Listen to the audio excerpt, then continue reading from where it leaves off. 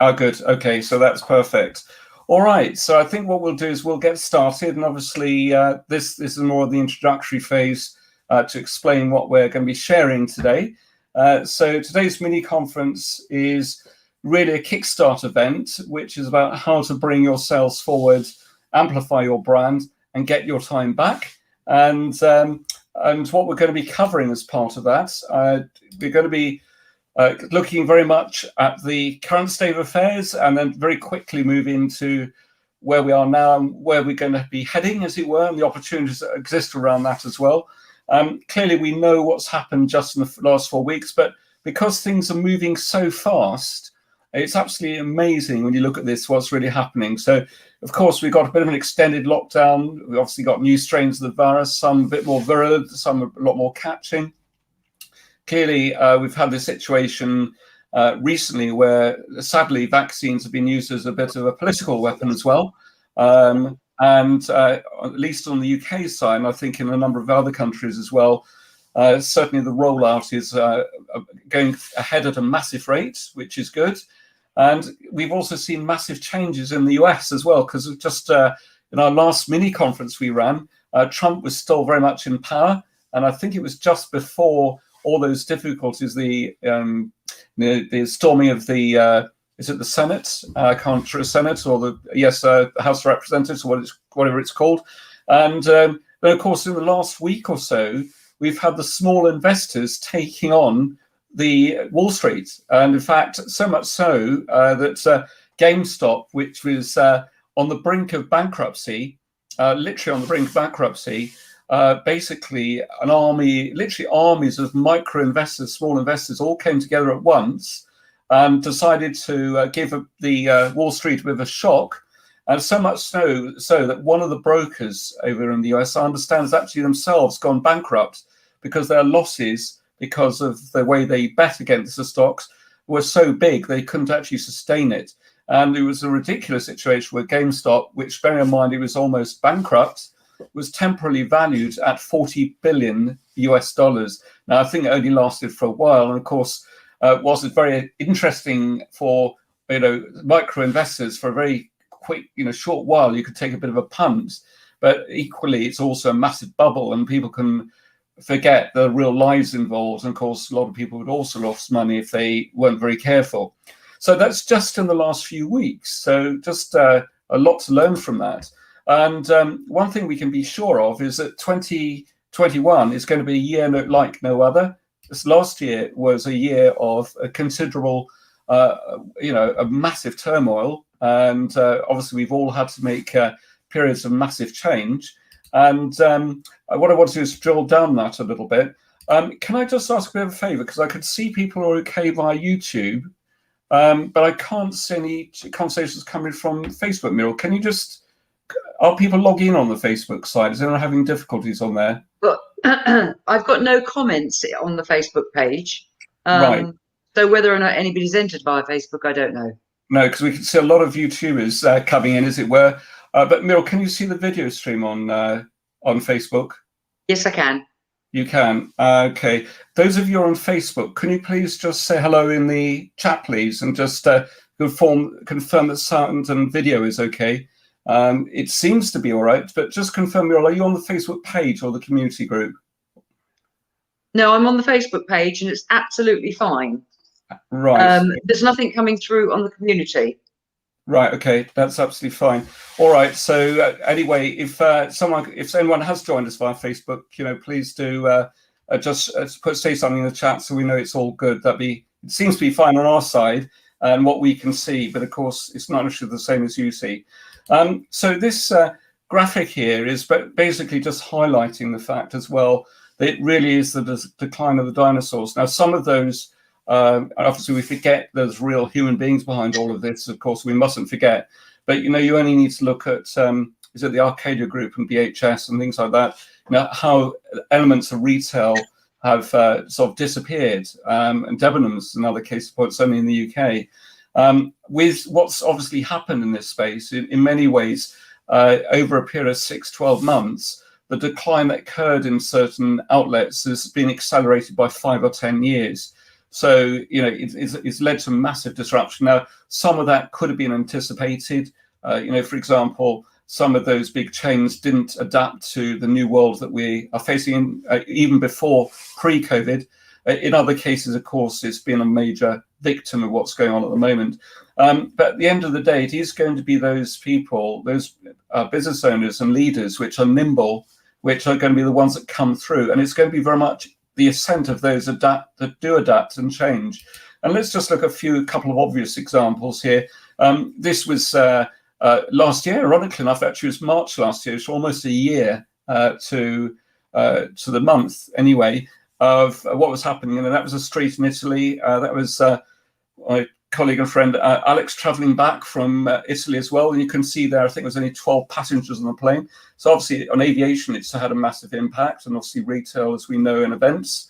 And then you've got the other side where you've got people, organizations benefiting massively, which of course is Amazon, probably the leader in terms of benefit, how they've gained.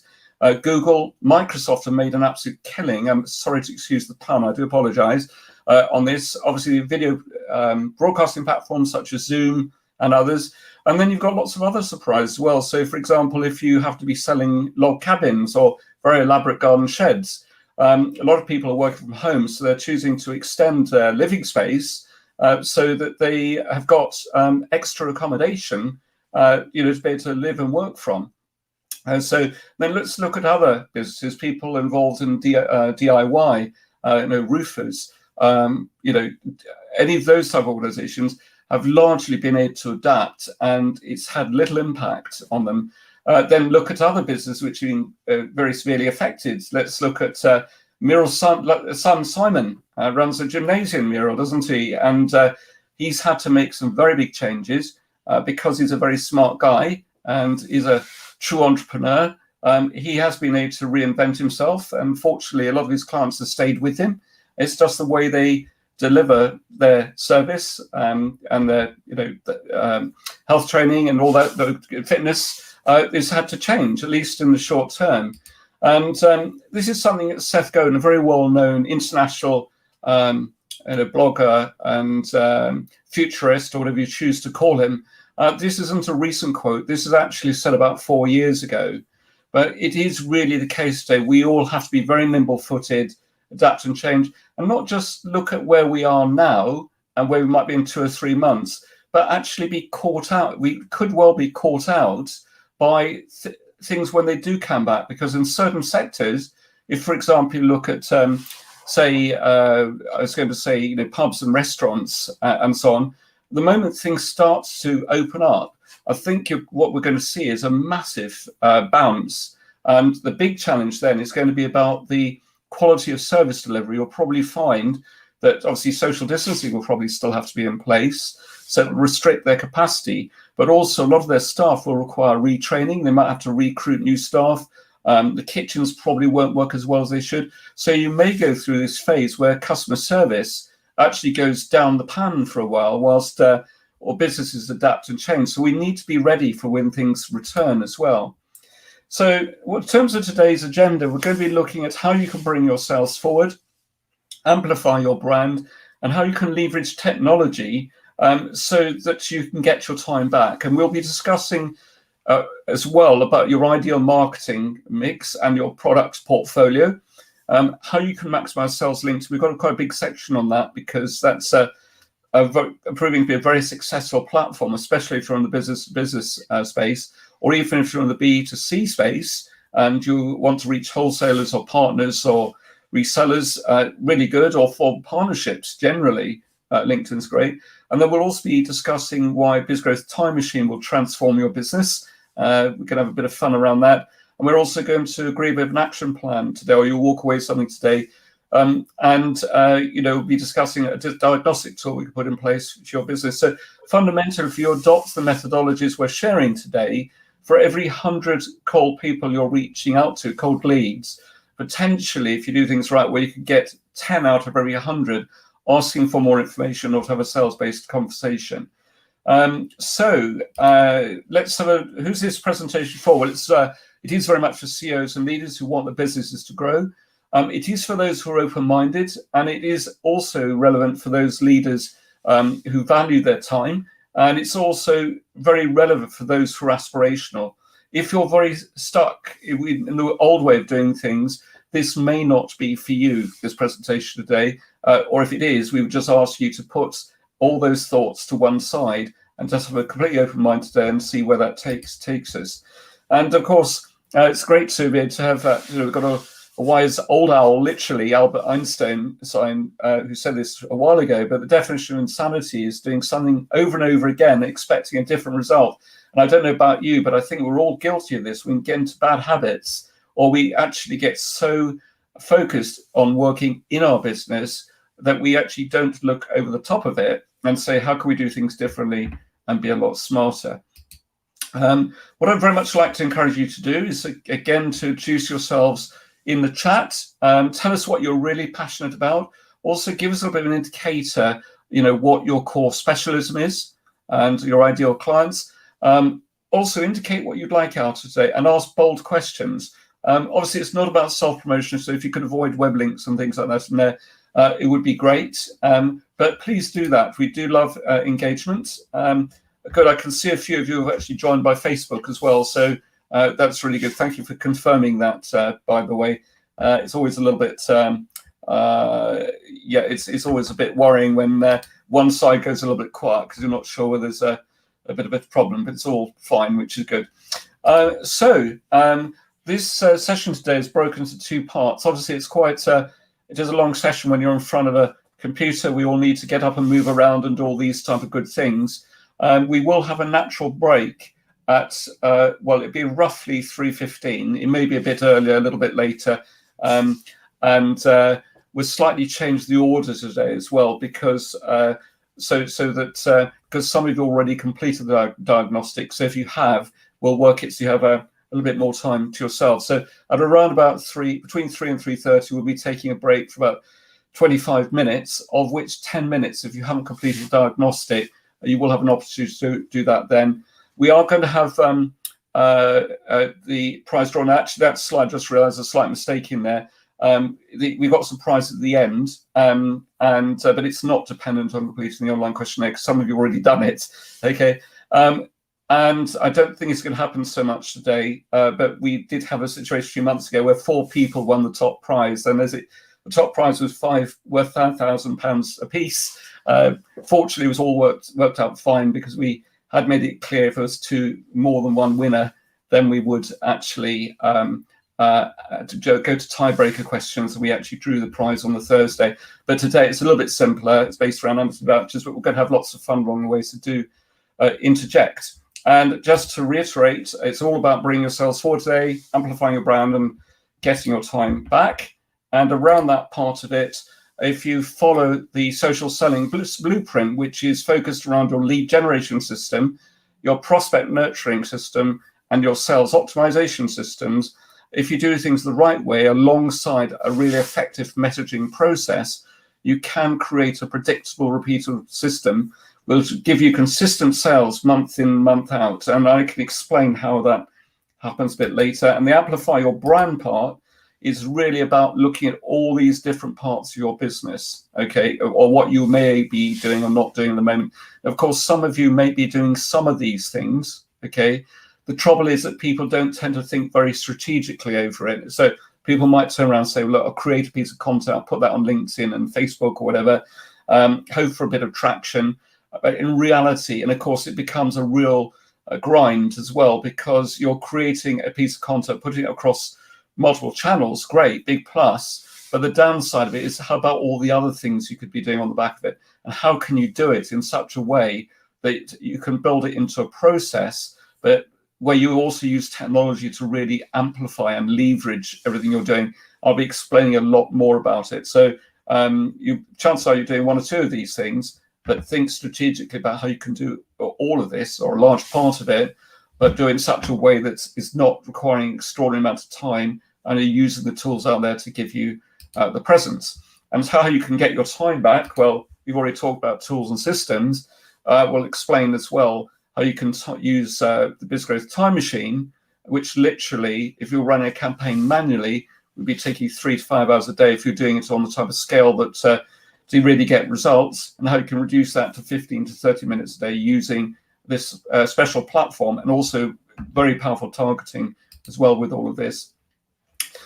Sorry, it's my ugly mug, and of course Muriel is beautiful as ever. So, but a quick picture here from sort of previous live streams. So do be active, do engage, and a quick intro from me. I'll let Muriel introduce herself in just a second. As married, got a son who's 24 years old. Actually, chess has been an absolute godsend during lockdown.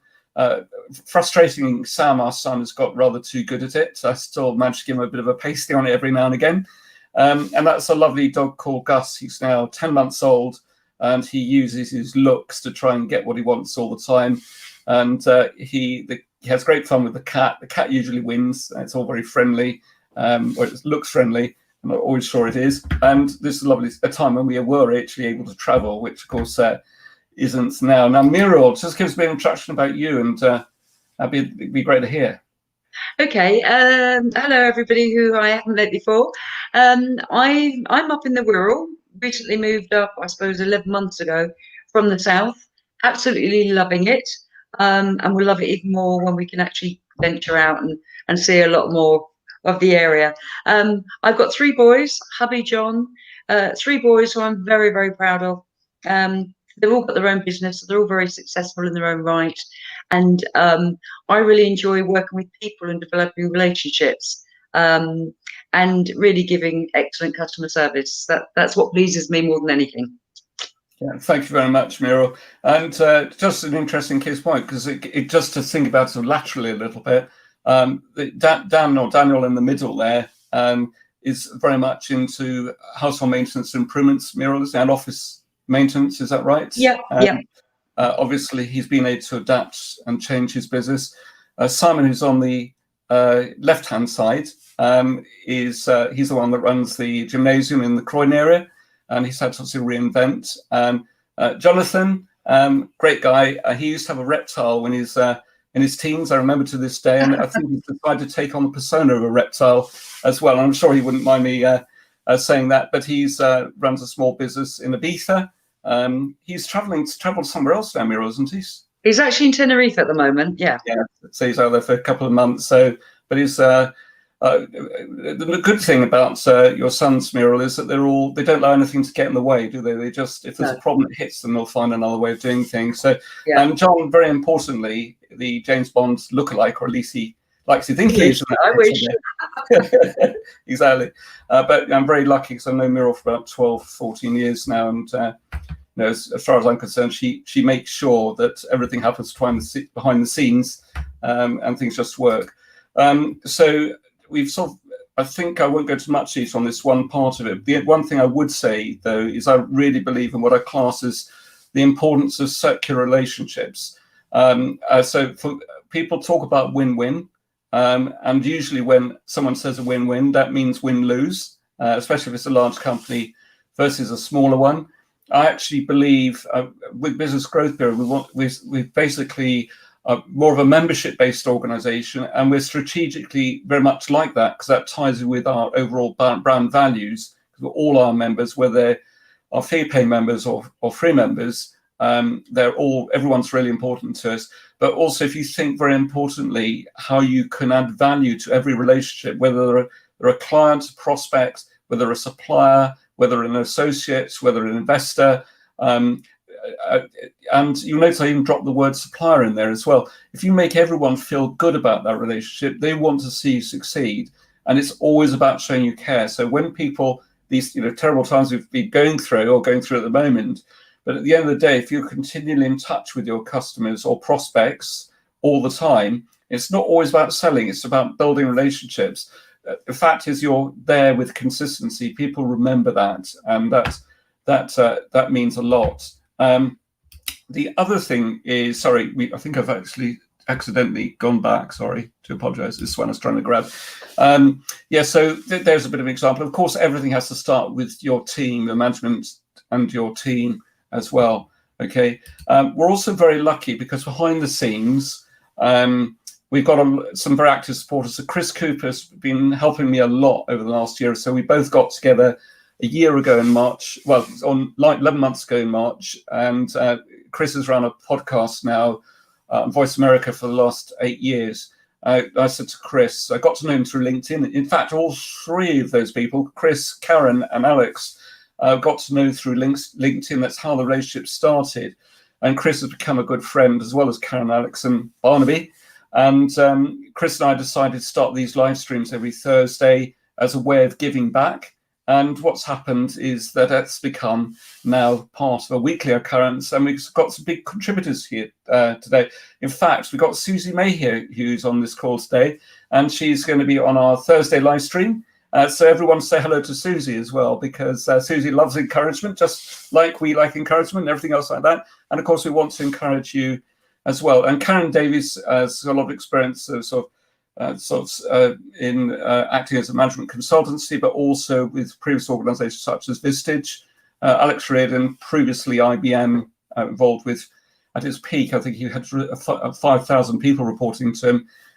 Very lucky chap now, because he's obviously been voluntarily retired from his role, which has been a great benefit to him. So given a lot of life choices.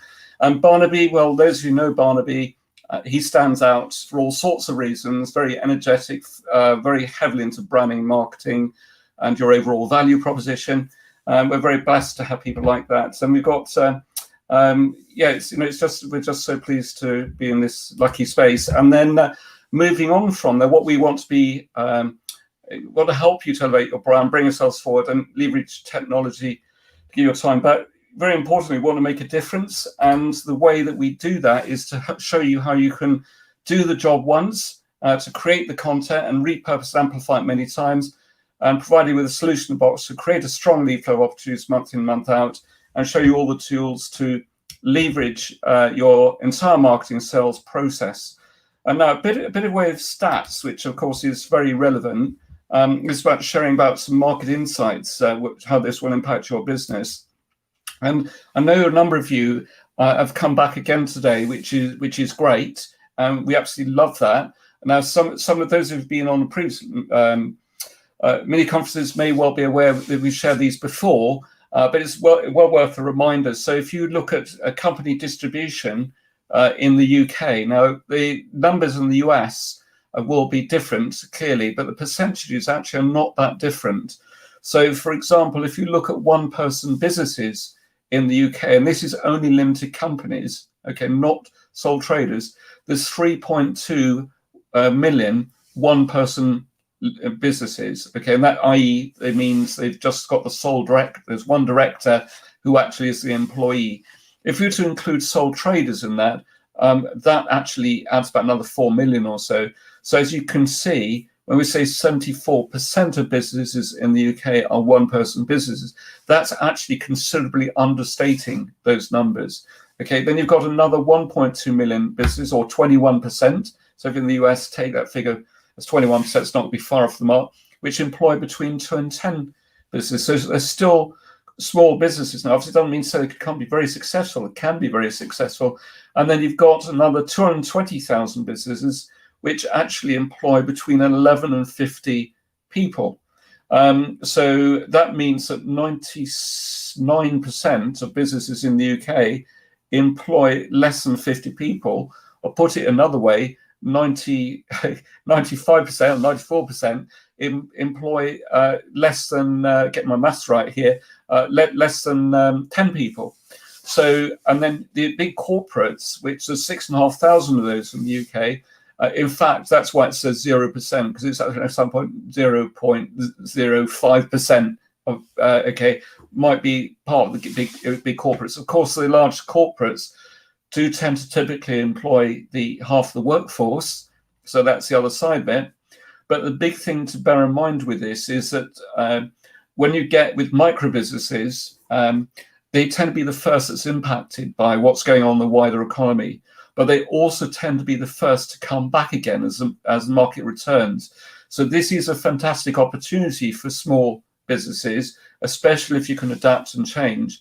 And also, if you look at your products and services, obviously it depends what your marketing and product mix is, but it may be out of that 3.2 million people that say 10% of those, or that 3.2 million, excluding narrowing it down by industry sector, is your part of your target market. It might be, if you look at the next sector up, the 1.2 million, it might be your market, might be 20 or 30% of that, but then obviously filtering it, knocking it down by industry sector and other key phrases and keywords to bring it down to a much smaller number. The reason I'm focusing on this a little bit is a lot of people, and I hear this a lot, especially in the coaching mentoring space, people will say, well, I'm a bit of a generalist, or, my service appeals to a very wide market. The big problem with that is if you try and reach a large market and you've got pretty well a zero marketing budget, of course, it's virtually impossible to do. You can do a certain amount on social media and things like that, but you do need to be very good with your targeting and the way you put everything together. And then you've also got what I class as a rule of 3/3. So Mira, I'm going to take a break in just a second just to go through any chat, but also just to encourage those of you who are taking part today, do ask questions as we come along. Makes it a lot more fun and lively. We've got 3 people today who are on the live stream today who will be joining us live actually on the program. So you will have a chance to hear other people, just apart from my voice for that matter, or Muriel's. So we are going to make it a bit of fun, but also we want to hear from you. So do engage. We want to hear from you. Okay, now why have I shown this slide? So this is the rule of 3/3. Okay, so let's say they're all 33%. I think it's just the way that PowerPoint has broken these percentages up.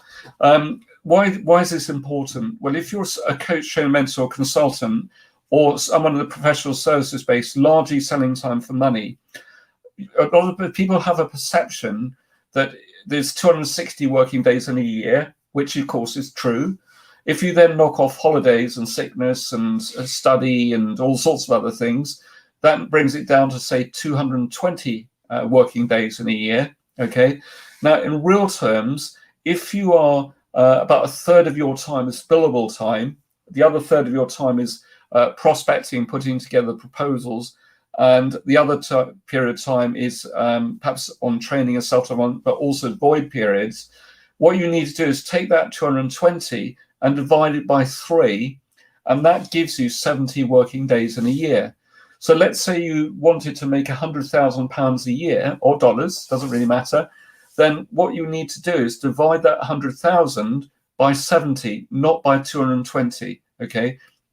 So, and why is that important? Well, if you take 100,000 divided by 220, you're perpetually going to be earning way less than you and your family need. And we do see a lot of people where they fail to put the oxygen mask on themselves. Okay. And as a consequence, the families struggle. It causes all sorts of other issues. Whereas if you divide it by 70, the 100,000 by 70, that's really your minimal viable billable rate, and you need to make sure you're earning always more than that your normal billable time, so that you can achieve your overall objectives of earning more than 100,000 a year. Now, the only big danger with this, of course, is that people don't tend to buy on time. They buy more based on results. So selling time for money is not always the best way of doing things. Okay, it's much better to package your services or products up, and that way people see much greater value, and also helps you to make your proposition more unique. But it's well worth understanding that. Now, if you're part of an associate network, it may be that someone else has generated these opportunities for you, and understandably that introducer may take up to a third in the way of a revenue share that they want to keep for themselves for finding that piece of business, or the other way around. So you can get those percentages higher, but it normally means giving away a larger margin. The good thing, though, is that we've got some solutions we can offer you which can actually increase that 33% to well over 50%, possibly 60% of your time being billable time. But we won't focus on that too much now, but that's a little bit good news. What we'll do is we'll come back to them in just a second. But Muriel, are there some? It'd be interesting just to go through some of the feedback from the chat so far. So first of all, a big welcome to Stuart, Susie. Delighted to see you here, and we'll give you like a 5-minute note period warning as well before you come into the green room a bit later on. Phil, delighted you've been able to join us. I think you've very kindly volunteered as well, so we'll look forward to bringing you online a bit later on. David, lovely to see you from Sussex, a corporate aviation startup. Now, David, I think I spoke to you a couple of months ago, didn't I? If you're the same person I'm thinking of, but do indicate in the chat. Rory, nice to see you here. Core data research and sunny Epsom. Yeah, it is still sunny over here at the moment, so that's not too bad. I wonder why Facebook wasn't working too well. That is really strange. In fact, I don't know who you are actually. Corpus can't say it. It's obviously a Latin phrase. You'll no doubt be able to tell me what it means. But just introduce your name so we know who you are. It'd be lovely. And Andrew, welcome. And you're setting up a strategic consultancy, coaching business. Lovely. Mike, delighted to see you here. Nice to meet you. No, it does shine. The sun does shine in Worcestershire as well. Very heavily involved in manufacturing and process optimization. Perfect. And Jonathan on Facebook. Jonathan, perhaps you might be able to let us know whether the stream is okay on Facebook now. That would be good. And let's see who else we got here. Give me a second. And because lots of other conversations going on as well. Oh, Tom, you've joined us from Cyprus Day. Welcome today as well. And who else we got? I think Jonathan's talking about cryptocurrencies. That's one of Jonathan's favourite topics at the moment. And you probably know a guy called Simon Dixon, Jonathan. So if you don't, let me know and I can give you his details afterwards. Right. So it's interesting what Tom's saying about COVID over there. David, welcome. Sorry, this said welcome earlier on. And a micro-training company, yes, and I think you're joining us as well on there a bit later on, David, too, aren't you? So nice to see you here. So do ask those questions. Just because I'm doing all the talking, believe it or not, I get fed up with my own voice. I have to actually live with it all the time. So it is actually nice to hear from other people. So do interact and engage. So what I'll do is I can for the moment, but do ask questions. Muriel's going to try and keep a lookout for them as well. Now, this is... obviously, I think we can all relate to the peaks and troughs. And obviously, let's just deal with the normal things for a moment. Again, if you're largely selling time for money, or if you're a business that gets oversubscribed at certain times of the year, then invariably what happens is that you will take your foot off the pedal in terms of generating new opportunities. For your business, you may stop doing networking, is when you could do networking in a traditional sense, or you may stop your marketing activities. As a consequence, you end up with this big trough, and then you go back into the mode of trying to generate new opportunities. They start to come back again. Also, referrals can be a really good way of business, but they are a bit like the 192 bus. You get 2 or 3 in quite quick succession, then they'll just dry out for a while. And at the moment, a lot of people are so focused on survival. What tends to happen is people who are dependent on a referral model are quite often be quite badly hit by what's going on at the moment. Okay, then you also get seasonal variations, like Christmas or the summer. You get economic recessions like we had in 2008, 2009, 2011. And of course, we know what the economic fallout of that was. Now, technically, you tend to have one of those every 10 or 11 years. So in 2020, if the pandemic hadn't come along, then we probably would have had a recession within a year or two anyway. Okay, although things were looking reasonably positive. So January last year, things were looking pretty positive, apart from that tiny little black cloud, which no one really saw the way it would impact us over here, came along.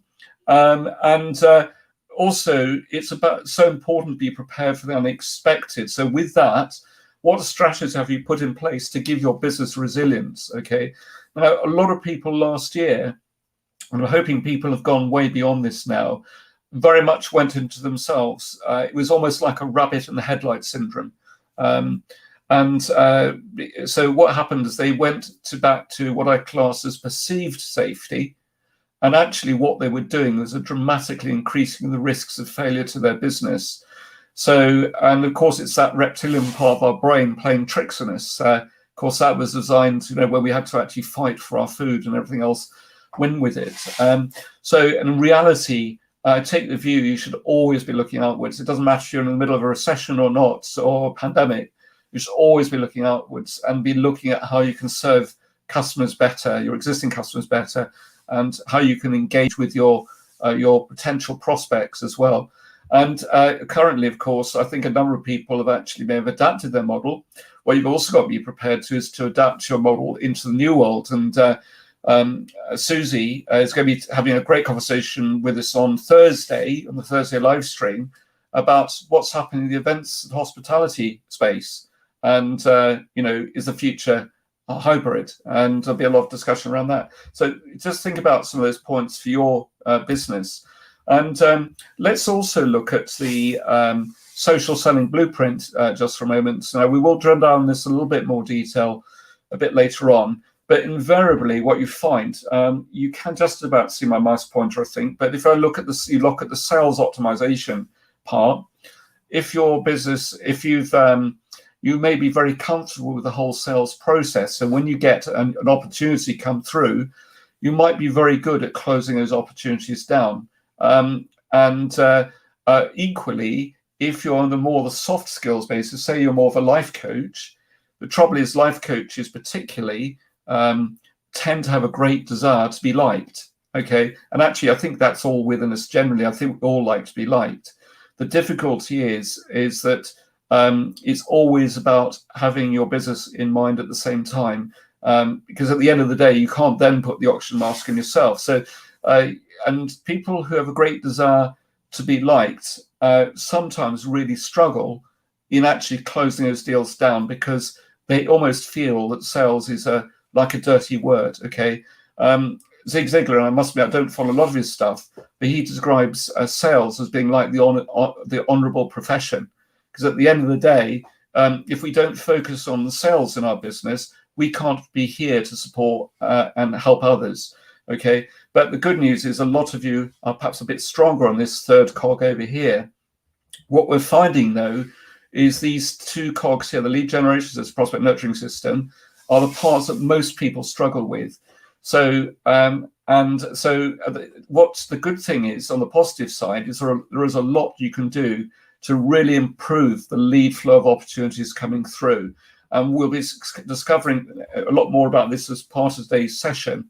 And if you do things the right way, you can get that first cog turning all the time. So you've got this continual lead flow of new opportunities coming through. And that's all very well. And the important thing is to make sure your targeting is 100% right. We can show you how to do that. But the other part is also, what is your prospect nurturing process? Okay. Now, certainly if you were reaching out on LinkedIn, typically we recommend a minimum of a 5-message process to get things right. And it's not about overtly selling. It's about putting in place a really good direct engagement process. Now, that you could say, well, I'd create a certain amount of content. Now, content's great for amplifying your brand, and it may generate some sales. But in reality, most of us actually do need to continually reach out to people in our primary target market, and we'll be discussing that a lot more. Of course, sort of stating the obvious a little bit, but it's if any of these 3 cogs are not turning, you've got a big problem in your business. Okay, so let's assume that most of you are reasonably okay on the third cog, the sales optimization side.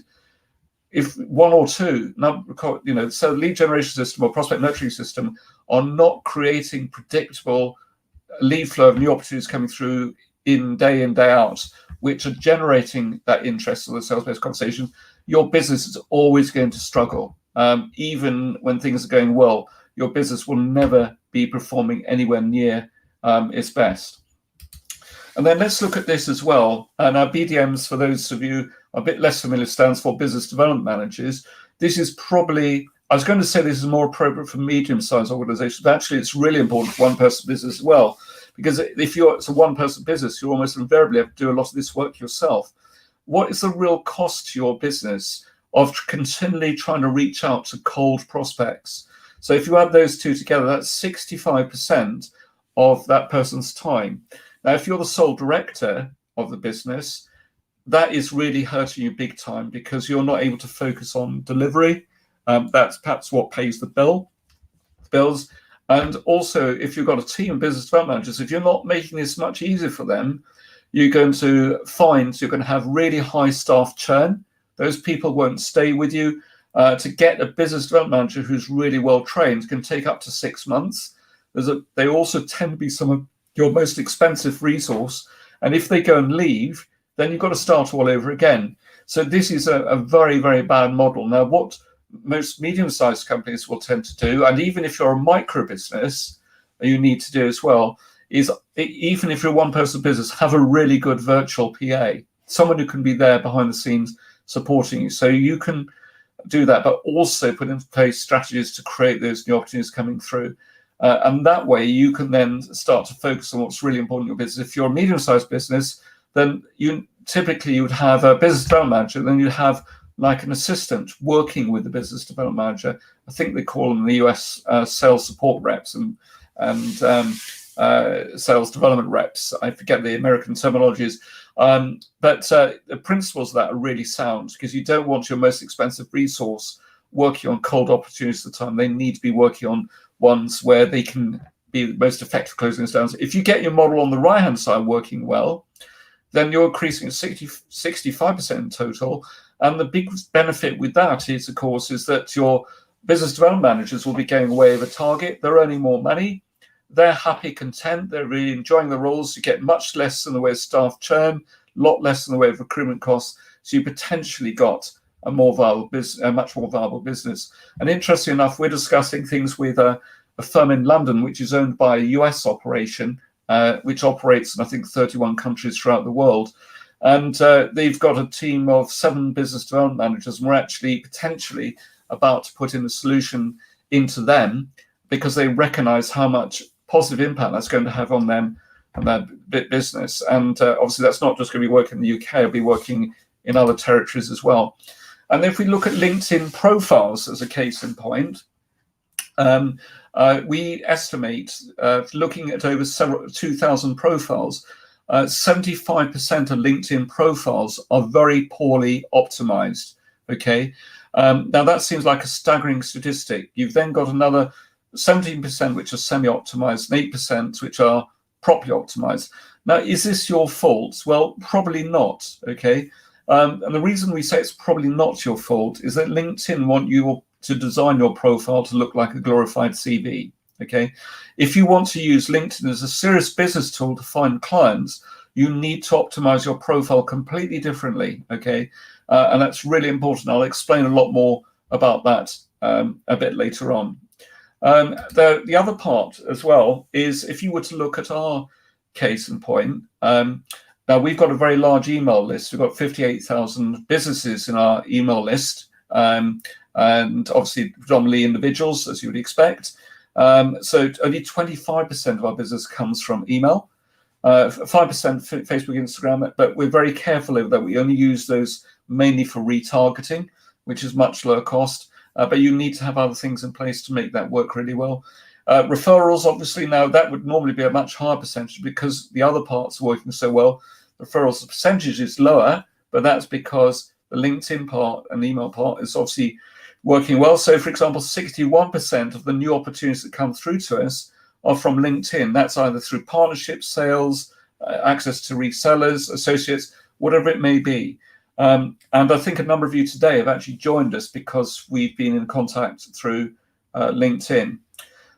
So let's look at the elephant in the room. Well, obviously, normally you'd have one elephant, which may be to do with your whole lead generation efforts and prospect nurturing process.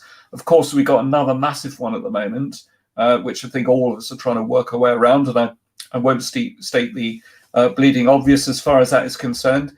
But the good things are that we can put strategies in place. We are here to help you. And basically, it's also about looking at what you can do, how you can adapt and change.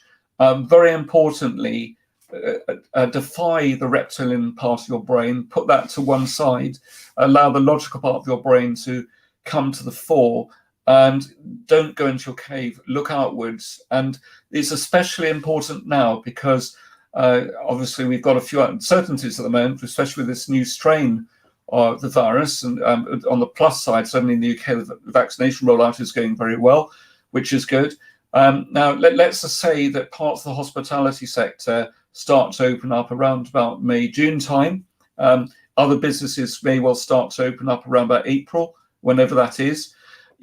you might think, well, that's several months away. Well, it's not. What you need to do is put in strategies now to actually get your potential customers lined up, so you're potentially oversubscribed. Okay, and we'll go into that a little bit more in a moment.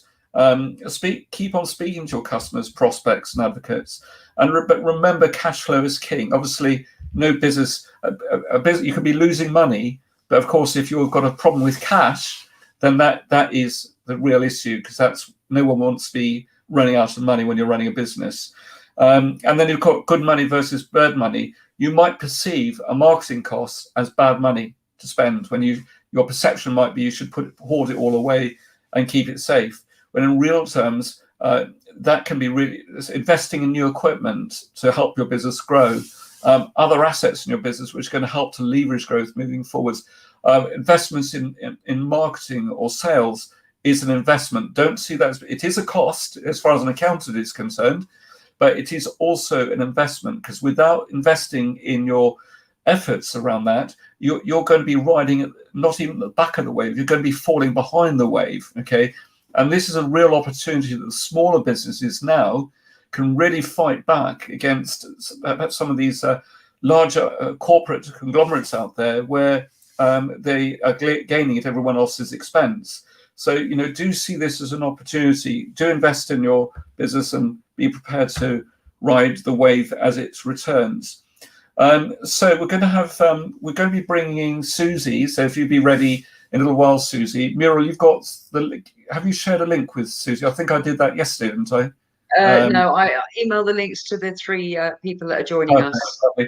So Susie, there isn't a rush. I will give you like a few-minute warning, but in a minute, if those of you who are going to be coming on air, as it were, just a bit of a tip actually, when you do come on air, just make sure on your YouTube page or Facebook page that you mute your sound from your loudspeaker before you come in. Otherwise, we all get our ears blasted out by terrible acoustic feedback. Okay, but you don't need to worry about that now, but just make sure you press the speaker system in YouTube or Facebook before you come on air, because once you join us in the green room, we'll be able to hear us in there. Okay, so like 10 minutes, Susie, so be ready. Okay, right. So let's look at this part here. What is really important is you make sure that you've got fuel in the tank for yourself. Clearly for a number of us, it's very stressful at the moment, being restricted in terms of what we can do. And also, if funds have sort of dried up, it can be a real challenge. So you need to stay personally really strong for you and your family. You also need to look at what strategies you can put in place for growth. You do need a very good social selling blueprint. If you have not everyone wants to scale their business. In fact, I had a call with someone 2 hours ago, and they wanted growth, but they didn't want to scale. And that's absolutely fine. The important thing is you recognize that and you're honest enough to say it. Because if you want to scale and actually deep down if you say you do want to scale, but actually deep down you don't, you're just fooling yourself. And also it makes our job a lot more difficult, because we want to make sure that whatever you put in place is there to help you based around the needs of you and your family and your business. And also focus on what your customers and products and markets look like. Now, the next part we're going to go on to is the importance of building tribes. Okay, and this probably is more important than ever. And this is also a great time to be building your tribes. I've already mentioned that Chris Cooper, Alex Reardon, and Karen Davies, who are actually big supporters of what we do. I met all 3 of those through LinkedIn. The conversation started on LinkedIn, and they've been very strong advocates ever since. And they act as a bit of an informal advisory board behind the scenes, which is useful to me because I need to be tamed. I can assure you, I get so full of ideas. I need to have people to help me keep checks and balances on to make sure I'm always keep focused. And it also, they can be very good if you get the right community of people behind you in helping you to achieve growth. So let's look at a few examples of good tribe leaders. Now we had Neil Lawton on last year. He's ex-forces, special forces, decided to do amazing things. But also, I was going to say Nutty is a fruitcake. That's not fair, actually. He's incredibly clever and very successful in business. But if he's done over 52 expeditions, and each one of those he could have lost his life one or multiple times over, and yet he's got this great desire to do these things. So this picture on the bottom left was 22,000 feet on Mount Everest. He's been up Everest, I think, 6 times. The top left picture is him with Bear Grylls. Okay, now Neil Lawton has been on our live streams twice. There's the other picture in the middle there at the bottom is him flying a microlight with a small car attached from here to Timbuktu. Okay, now also a little bit of a story behind this, because Neil Lawton was also caught up in one of his expeditions in the Nepal earthquake, I think, which is 2015. And in fact, I'd be really interested to question for you all here. And tell you what, the first person who comes up with the correct answer will get a £20 Amazon voucher. So there you go. In the middle of this Nepal earthquake, okay, so Muriel, you need to keep an eye on Facebook and YouTube, because we need to keep a link on there as well. Make sure we're not missing anything. So just imagine this. They were about 22,000 feet up Everest at the time. An earthquake broke out, occurred in Nepal. Everest was caught up in the middle of that.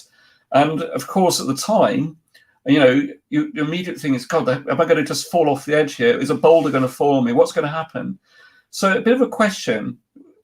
Once the immediate mayhem, which lasted a few minutes, sort of died down, what do you think they decided to do? Do you think they decided to go back to perceived safety to the bottom? Do you think they decided to stay where they are? Or do you think they decided to go up to the top of the mountain? So the first person who gets the answers right here will get a £20 Amazon voucher. Okay, so we'll give everyone just a few seconds just to have a go at that. So just say, obviously it should come up with your name, but say up, down, or stay where they are. And don't reveal the answer yet, Muriel, if we know what the answer is. Let's see who says what. And there is very confusingly here as well, there is between a 20 and 40 second delay. So on YouTube, on Facebook, I think delay is about 20 seconds. On YouTube, I believe it's about 35 to 40 seconds.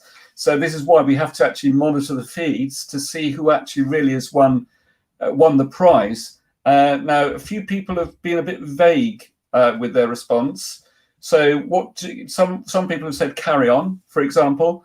So does carry on mean go down to the bottom? Does it still mean stay where they are? Or does that mean go up to the top? Okay, so let's give it another 10 seconds and we'll then close this and go from there. Okay, so Muriel, are you checking the YouTube and Facebook feeds? We'll close it in 5 seconds. So we'll close it in 5 seconds time from now. Okay, so here we go. 5 seconds has lapsed, and we need to bear in mind there's a delay on YouTube and Facebook. We need to give it a few seconds for it to come through on there as well.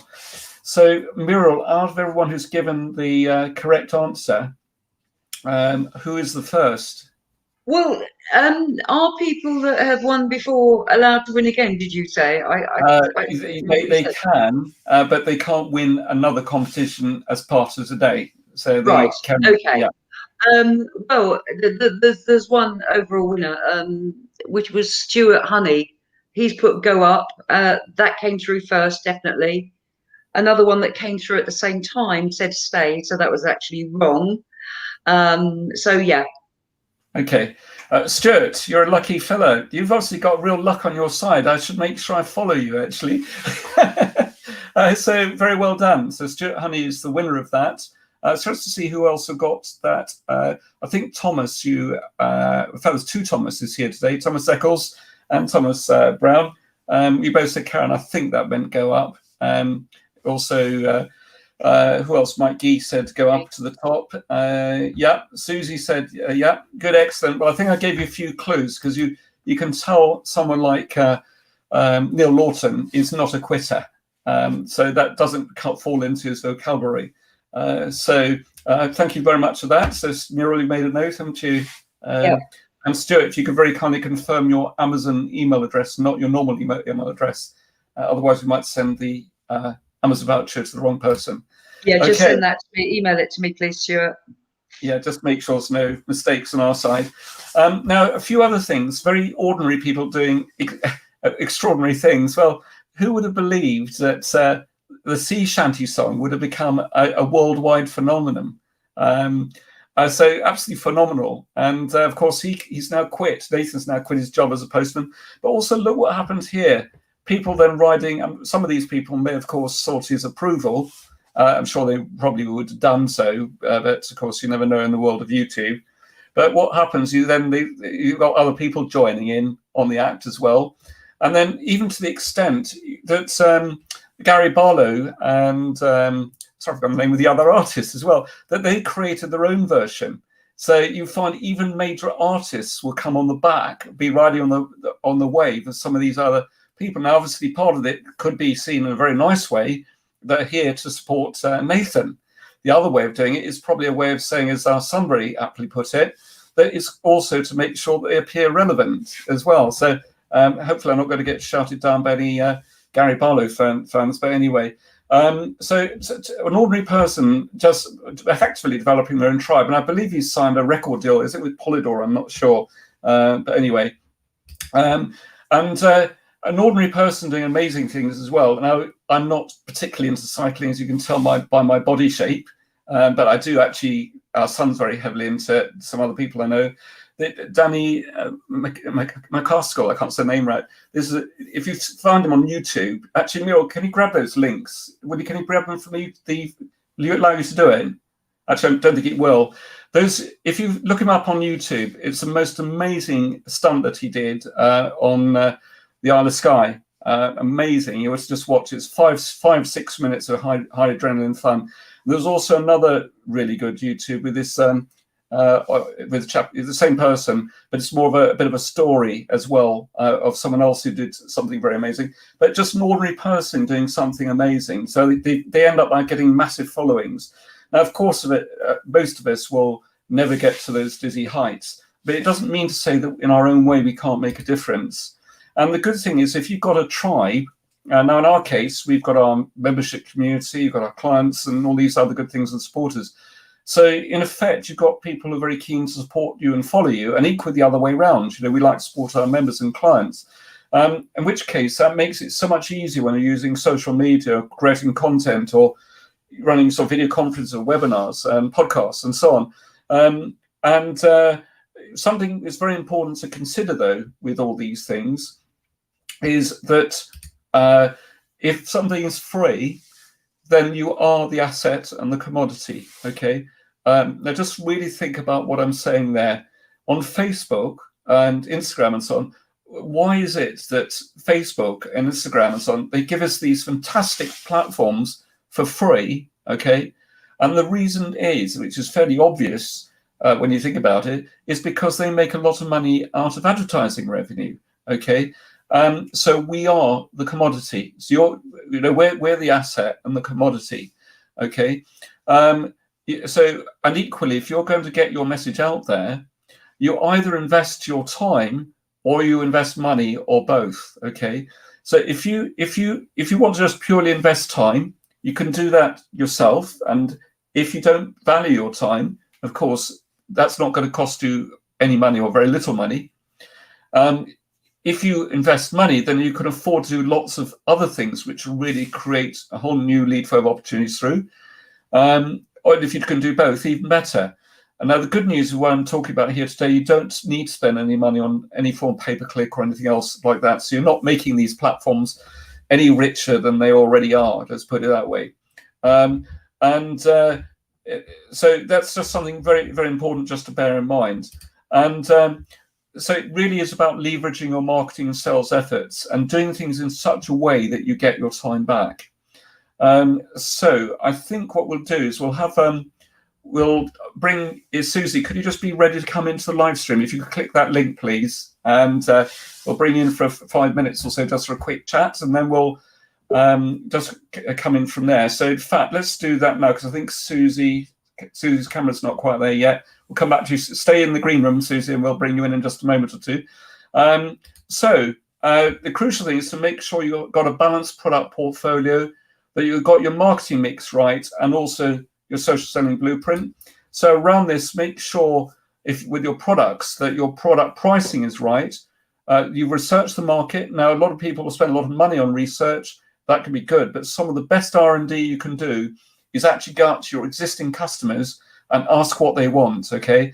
And we've done this twice in the last 15 months, and in both times, we've got some really good feedback, and that's led to what we're doing today. We did that in December with our existing clients, and people told us what they wanted, they confirmed what they wanted, and we just gave them what they wanted. Same thing a year or so back, and we did exactly the same. The nice thing is we made it lots of fun for everyone, so everyone got something out of it. Your product proposition, what does that look like? Your desirability, your marketing mix, or product mix, and your product positioning. If you start to sell your services too cheap, for example, imagine BMW selling their cars with a 30% discount, you would immediately lower your perception of the value of that brand because of what they were doing. And I'm not sure it's a real BMW expression, but they used to be known for being reassuringly expensive. It's really interesting, isn't it? Reassuringly expensive. So just make sure that you got the right pricing matrix for your products as well. Also, you need to get in a position where you are ideally oversubscribed, okay? This picture was taken in February last year before lockdown, and this was a street in London. There was about 4 or 5 coffee shops, and they were all virtually empty. And these tea rooms here, all these people were queuing up to get into these tea rooms. And why were they doing that? Well, first of all, it wasn't certainly the case that were more expensive than the other places down the road. But it's because when people went inside, they had an amazing experience. They also had amazing food, amazing customer service. So what would happen if they'd actually try to move those tables closer together, if they compromise the quality of their food or compromise the quality of the service, they would be like those other coffee shops down the road where they'd probably be empty. Okay, so a bit of lesson to be learned from that, as it were.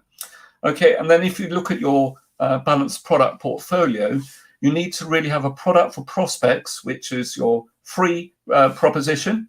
So it may be videos you've created, it may be ebooks, it may be a diagnostic, whatever you choose to be. You need to have your foundation products, which may be, it could be if you've got a low value proposition, it might be a £5 or £10 sale.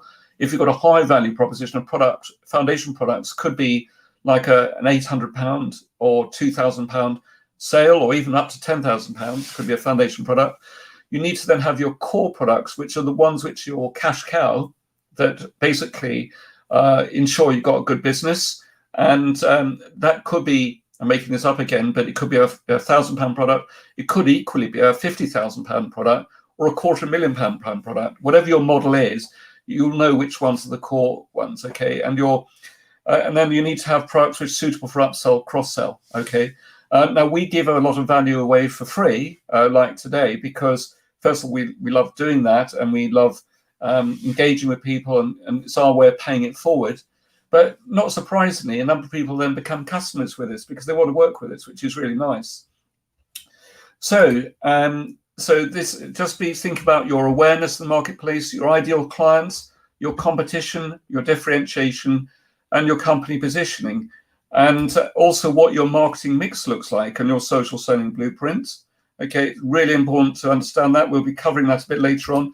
And we'll be going into a bit more detail around this, and also with LinkedIn about your social selling blueprint.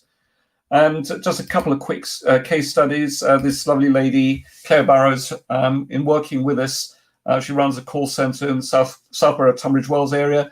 In the first 6 months of working with us, she found 11 clients in terms of working with us. It is important to understand the importance of the snowball effect. With whatever you're doing, if something doesn't seem to be working, just make sure that you give it time to compound out, because that's actually when the real money opportunities come. Just because it's convenient for you to sell something now doesn't mean to say the customer is ready to buy now.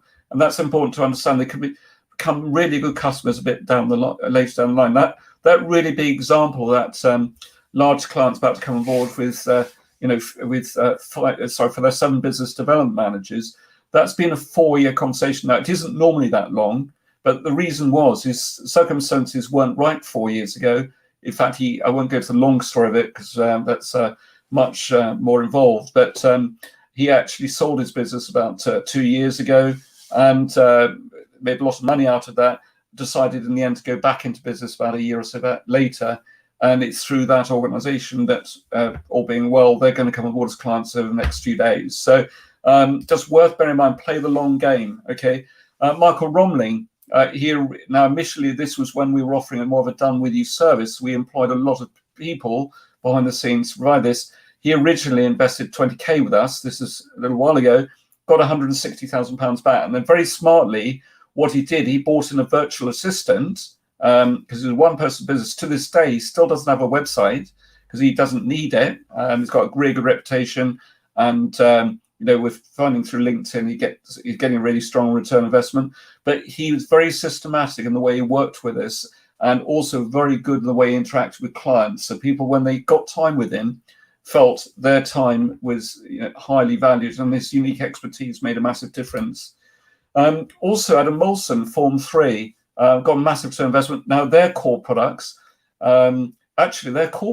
interesting enough, were a £2 to £5 million sale because they act as a piece of middleware. It's like a banking piece of software that acts as a piece of middleware in the banking platforms to range. So you've got instant payments. So their core proposition is sort of 2 to 5 million, give or take. Their product for prospects, in effect, typically was between £100,000 and £250,000 sale. Now, that's very extreme. Normally, it would be around £1,000 or £2,000, or might be even a lot less than that, actually. Okay, but it's because of the type of service they're providing. So we can advise you on a lot of that. So what we're going to be sharing with you as part of this is how you can get your business marketing mix and balanced product portfolio right. How you can bring yourself forward, and also you can use the social selling blueprint, amplify your brand, how you can use technology to get your time back, and also look at your business growth readiness. Now, what I'm going to do is I'm going to bring Susie in, and then we're going to be breaking in about 5 minutes or so, 5-6 minutes, for something we got next, which is a crucial bit during the interval part. Okay, so don't jump away just yet. Okay, and let's bring Susie in. Bear me a second, and I'll just press another couple of buttons here. Susie, welcome. Hi. Are you well? Yes, yeah, good. Okay, thank you. Excellent. Okay, Susie has very kindly volunteered or been volunteered to participate in the our live stream on Thursday, and we've got some great discussions going there. But Susie, you've just give us a little bit of background, because I know you've been in the events industry, is it for about 20 or 30 years overall?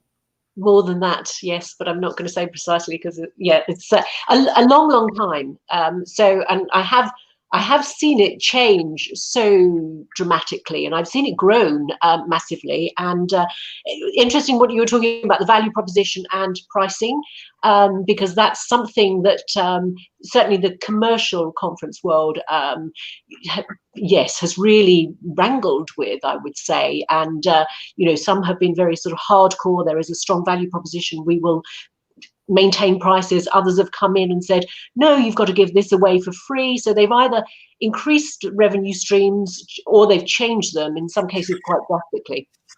Yeah, interesting. And just to go back, just to going forward a little bit, but this would be, I suppose, going back about 3 or 4 years ago. Of course, I think, again, met originally on LinkedIn, but we met through an organization. I better not mention names of organizations here, just in case. But you were dealing at one point with ultra high net worth individuals, weren't you? Yes, that's right. Yes.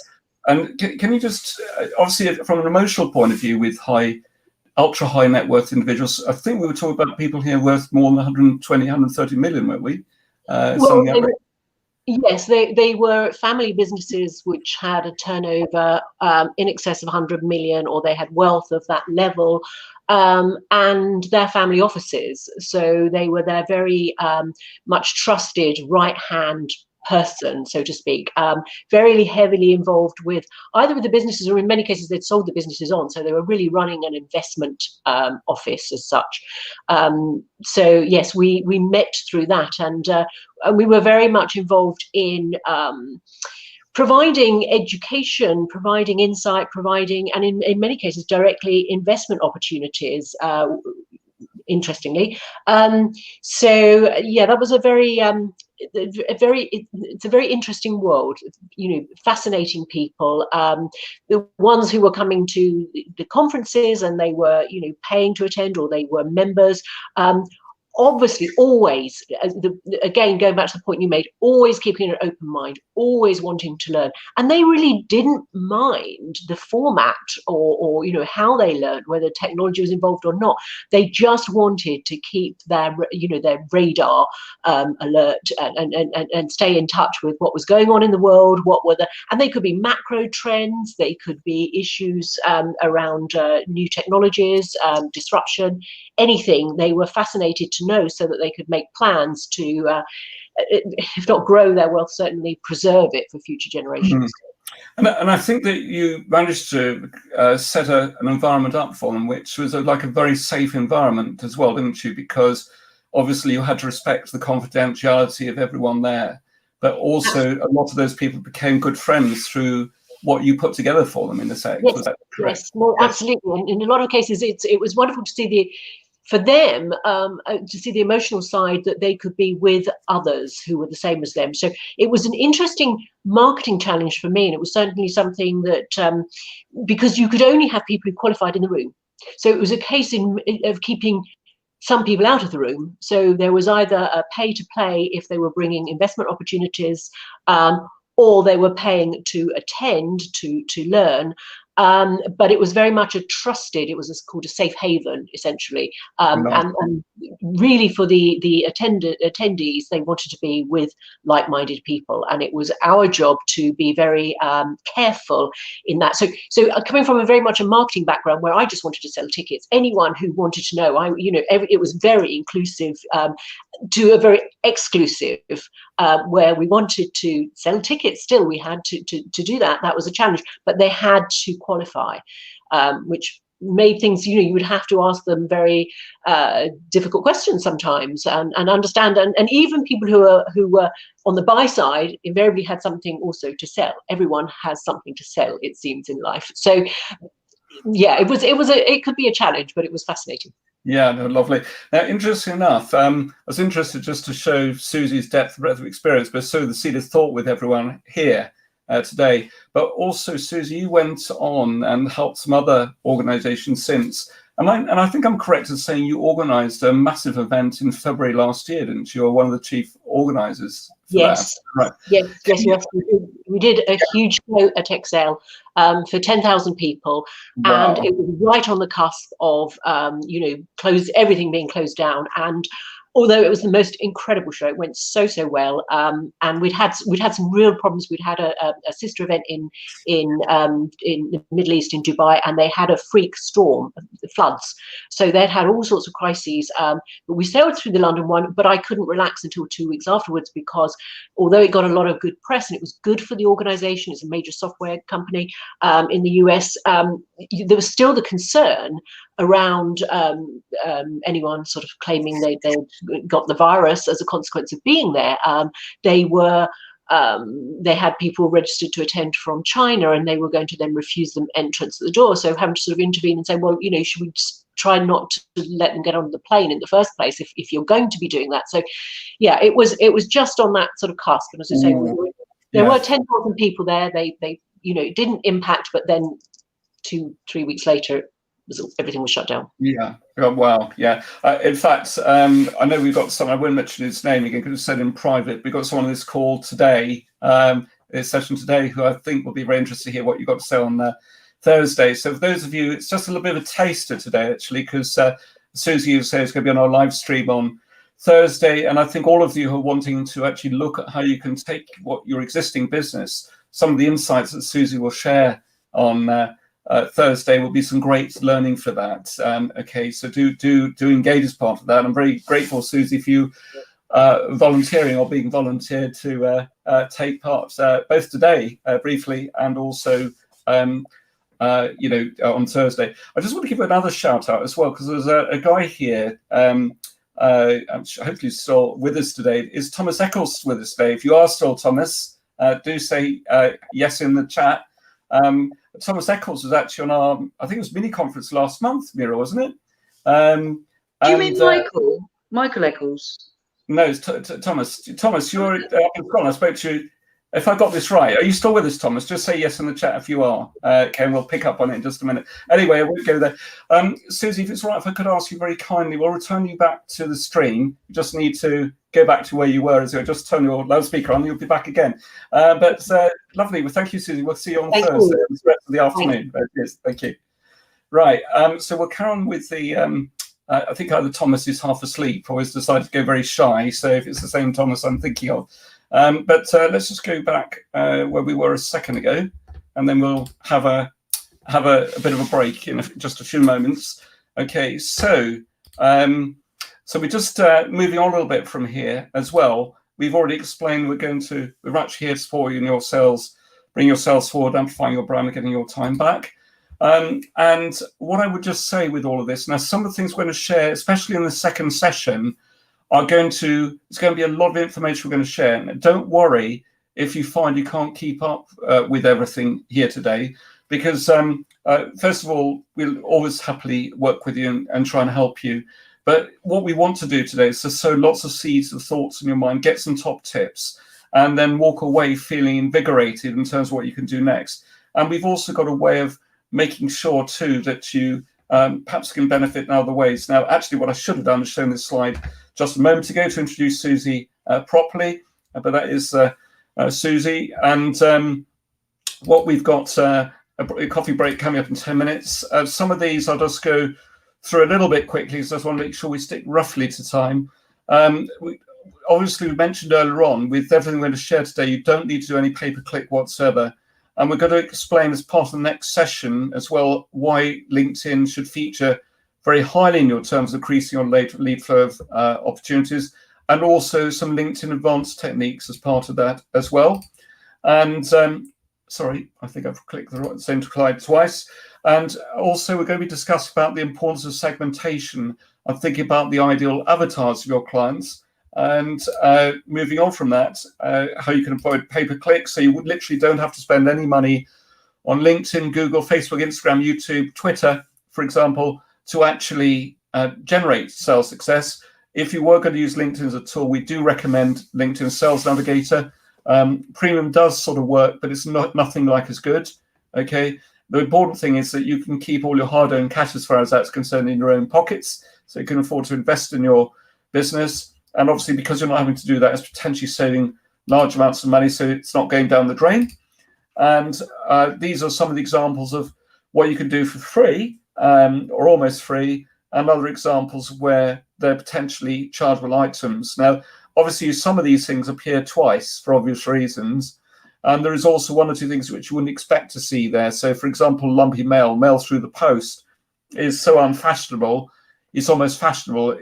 And it's also expensive. On the other hand, if you were to incorporate as part of your join-up strategy, you can get some very good results. But that's quite a big conversation. What we're going to discuss in a bit later on is about how you can create those sales with predictability from every 100 cold leads, reaching 10 hot prospects per month, and how you can attract higher value clients, avoid pay-per-click costs, and get your time back so you can concentrate on more billable work because you've managed to profile the potential clients the right way. And if you want to scale your business, how you can go about that.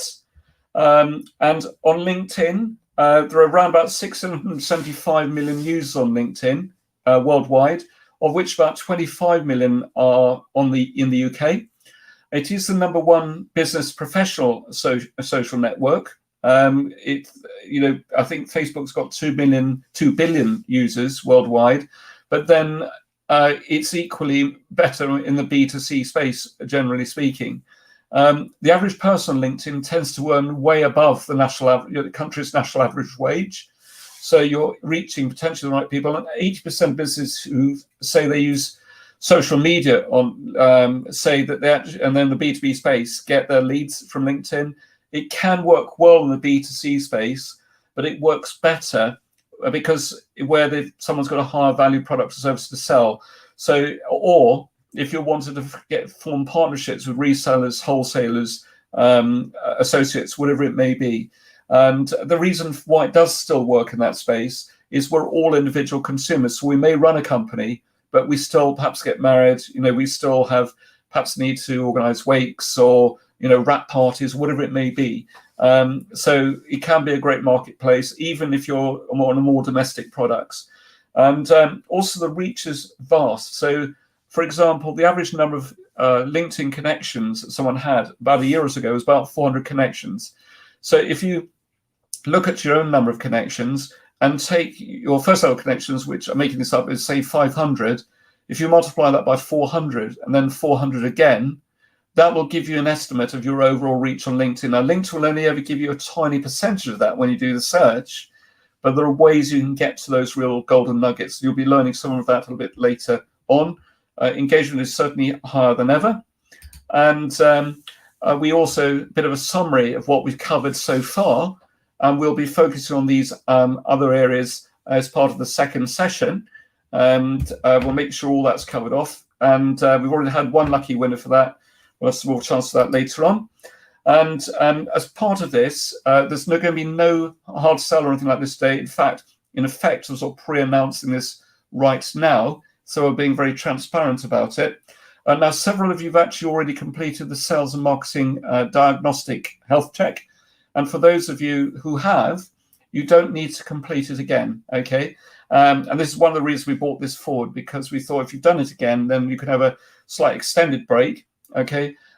You can, when you complete the diagnostic, which we'll give you a link for in just a moment, you can book in a 45-minute call with myself or Muriel. Afterwards, when you get to the last page, you'll see there's a link there to book in your call, and it'll ties in directly with my calendar and Muriel's calendar. We will make an offer near the end of today where you can book an optional 2-hour sales and marketing diagnostic review workshop for £67. Now, as you can appreciate, we're not really making money out of that. The intention is more to share value, but we also want to, I suppose, if we know that people who are at least putting some value to what we're doing. So we know in a room we've got people in the group who are more serious about their business, if I can put it that way. So as part of that, we will obviously discuss with you, as part of that discovery diagnostic review workshop, the results to do with the diagnostic you complete. Now, you do get some instant results with the diagnostic, so that's a big plus. But we can also go down in much more detail, and we'll run that a bit like a workshop so you can all benefit and learn from each other. Okay, and when you do this slide will come up a bit later on, but in order to book your session, we're not asking for any money or anything like that today, so don't worry about it. You can actually, if you just text Muriel on that number now. In fact, Muriel didn't know I was going to do this, so apologies, Muriel. Just text Muriel that number now, or email Muriel if you want to book your session, and we'll make sure you get plugged into that. We'll discuss the dates with you and things like that a bit later on. And then the strategic review call, that's free, and you can just follow the links which are at the end of the diagnostic. Now, if you've already done the diagnostic but you haven't booked a call in with me, that is the link there you need to use. Now, Muriel, can you just make a note of that link, please, and make sure that's available for people? If you're doing the diagnostic, that will also automatically have a link in it, so you don't need to worry. But Muriel, if you could just very kindly make that available in the chat, that'd be great. And crucially, to complete the diagnostic, for those of you who haven't done it, sorry, the one that's on screen at the moment. Yes, that's it. Yeah, if you're completing the diagnostic, you won't need that link, because you can book when you've completed it. So you've lost it, Muriel. Are you okay? It's gone. It's gone. I need it back. All right, okay, I'll bring it back just for a second. I've lost my mouse. Sorry, to blow my mask because it stopped working. Okay, so businessgrowthbureau.as.me RMA/RMA40. Okay, sorry about that. Okay, just bear with me just a moment. Yeah. Okay, I should have let Muriel have that before. You got that, Muriel? I think so. Good. Okay, we'll just check it before we share it. Okay, in the chat. Okay, now to complete the diagnostic, really straightforward. Go to businessgrowthbureau.tv. Is .tv/diagnostic. So it's businessgrowthbureau.tv/diagnostic. Now this diagnostic questionnaire takes between 4.5 and 6.5 minutes to complete. We know that because we see all the times that it takes for everyone to complete through. It's mainly made up of yes/no questions, but that will enable us to look at 5 key areas of your business, which we can discuss as part of a free call with you. If you want a more interactive session, we can discuss it part of the discovery call. So actually that link, I think, goes to the same place as well. So what we're going to do is we're going to reconvene in about 10 to 4. So it gives everyone a bit over 20 minutes. Rupert, So, can yeah. we just cover a couple of comments that were in chat? Yeah, far away. Very quickly. I mean, unfortunately, Rory had to go and see a client, but he'll be back later. When you were talking about BDMs, he said that I've used, there you go. I've used inside salespeople before, and they can get meetings, but often the issue is that their target is a number of meetings, not the quality of the meeting, and it takes an awful long time to train them. Yes, Okay. exactly. And the big thing with that is, of course, this is why you want to hang on to your sales resource like gold dust. Now, I'll tell you what we'll do, Mira. I don't think we'll, if there are some more, perhaps we could just line these ones up in a few minutes, because I want to give everyone till 10 to 4 to have a break. Okay. Yeah, so, but what I'll do is I'll leave this open. Okay, so Mira and I will have a short break ourselves, but just interject in the chat. You chat with other people. We're not going to close this connection, so just stay where you are, and we'll come back to you at 10 to 4. But in the meantime, those of you who haven't completed the diagnostic, please do so, because it's a way of us sharing value with you and obviously further engaging. So we'll see you back here at 10 to 4. So thank you very much, everyone, for taking part.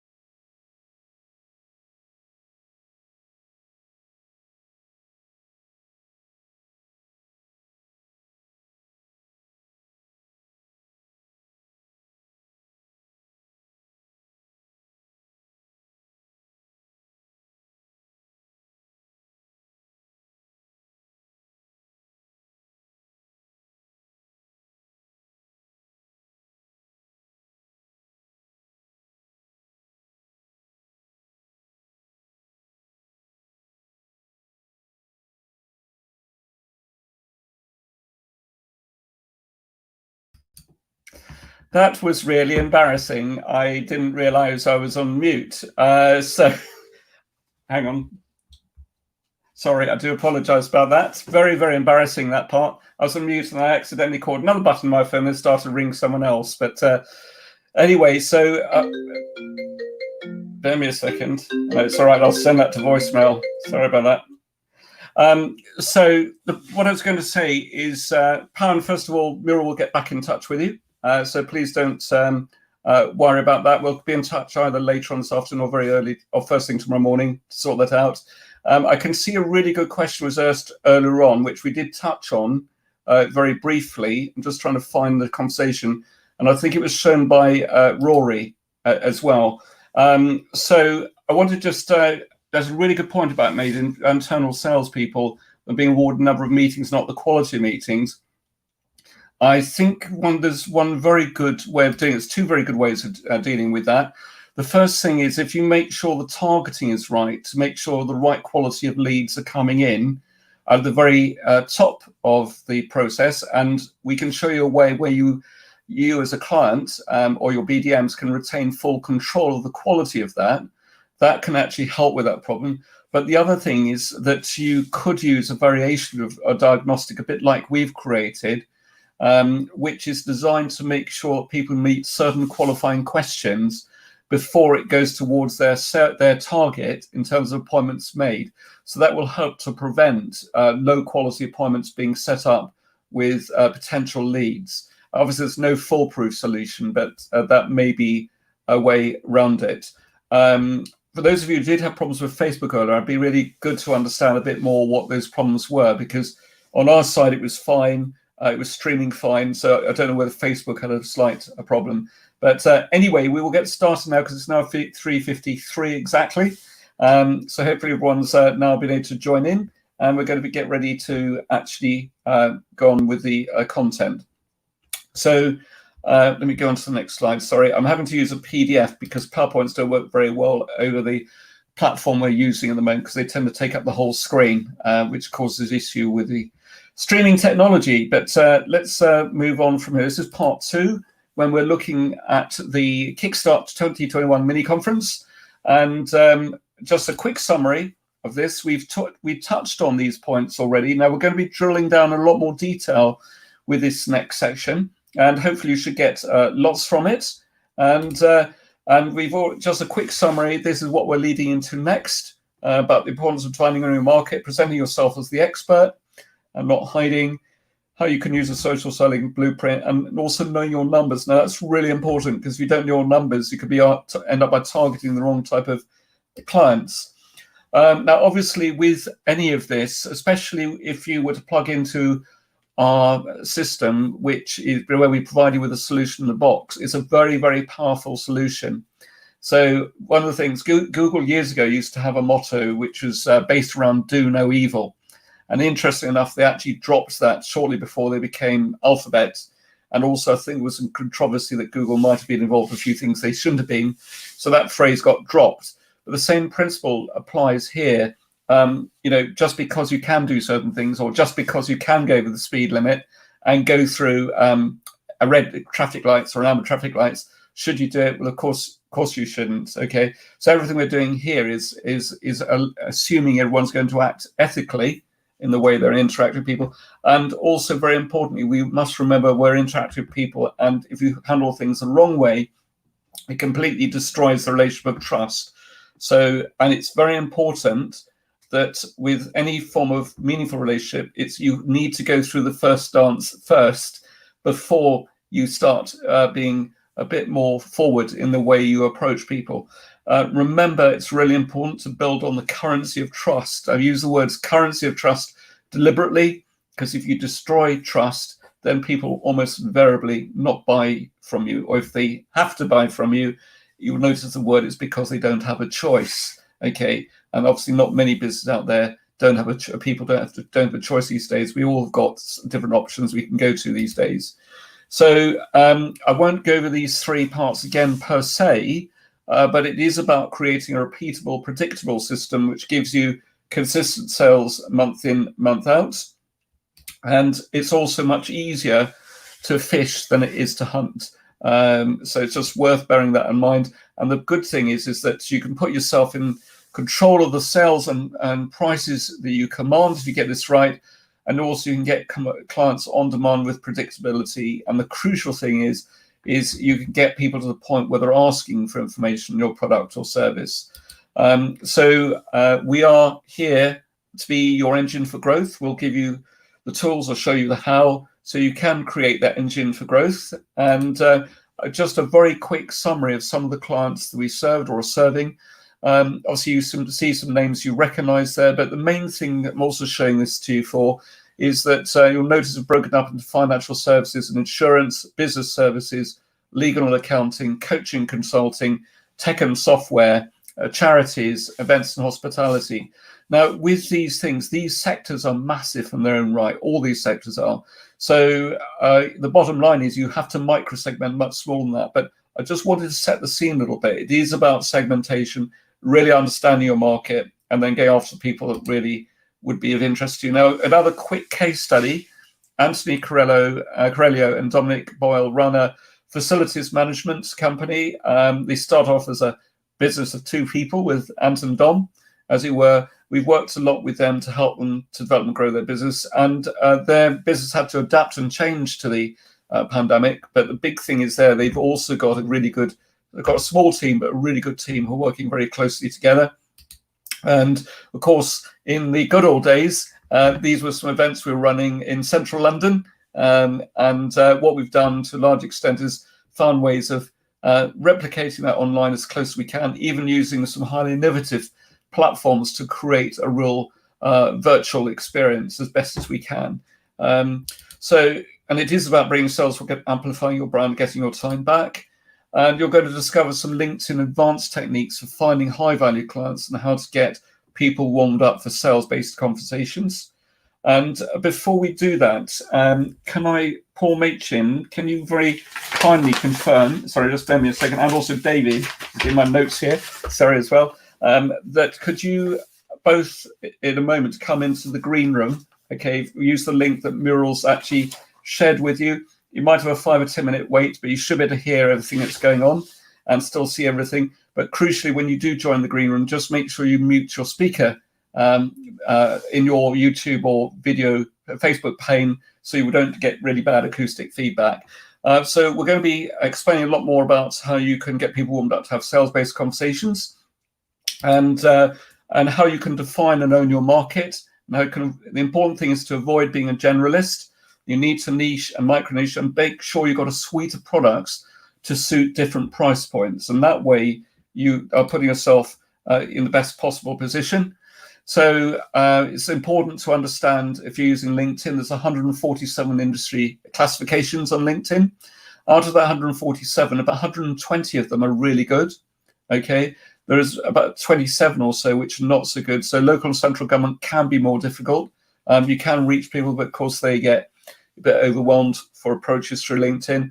Also, the judiciary, police, armed forces, and so on can be more difficult because obviously, for obvious reasons, they're not wanting to make their themselves terribly well known on these social platforms.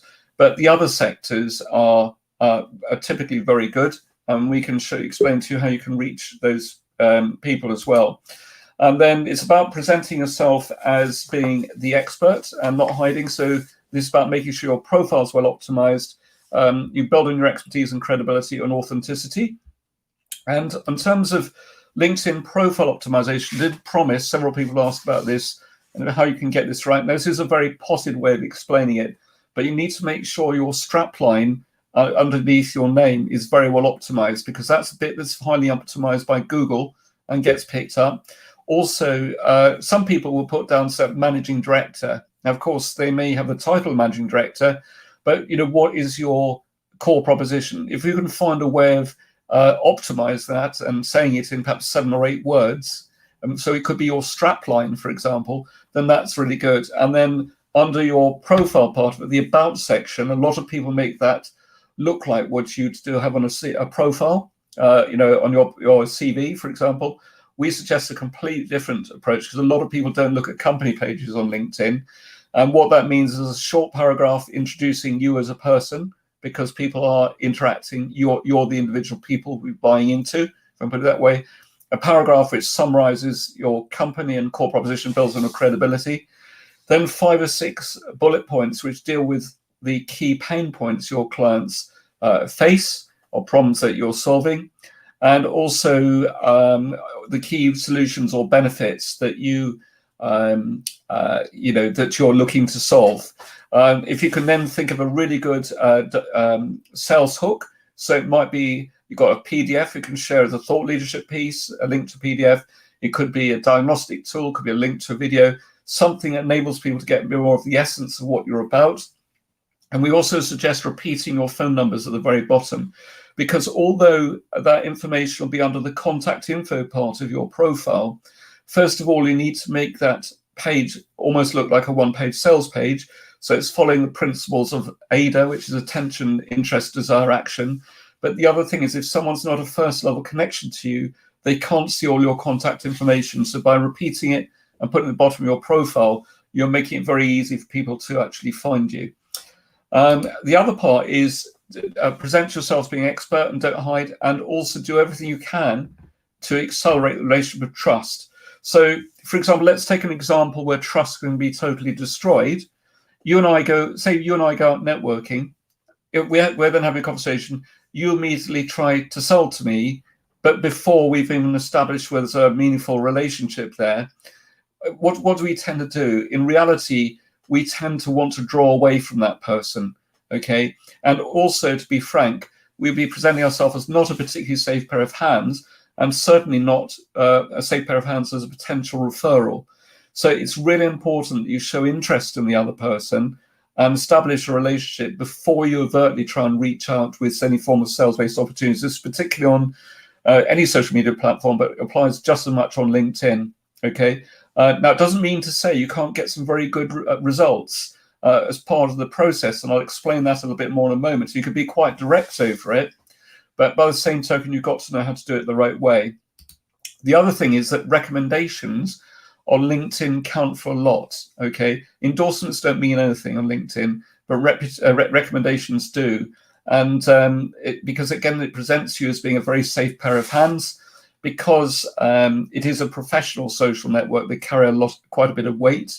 And LinkedIn, the way it tends to work, is quite good at encouraging reciprocity, because if you give someone a recommendation, it will automatically prompt the person to give one back.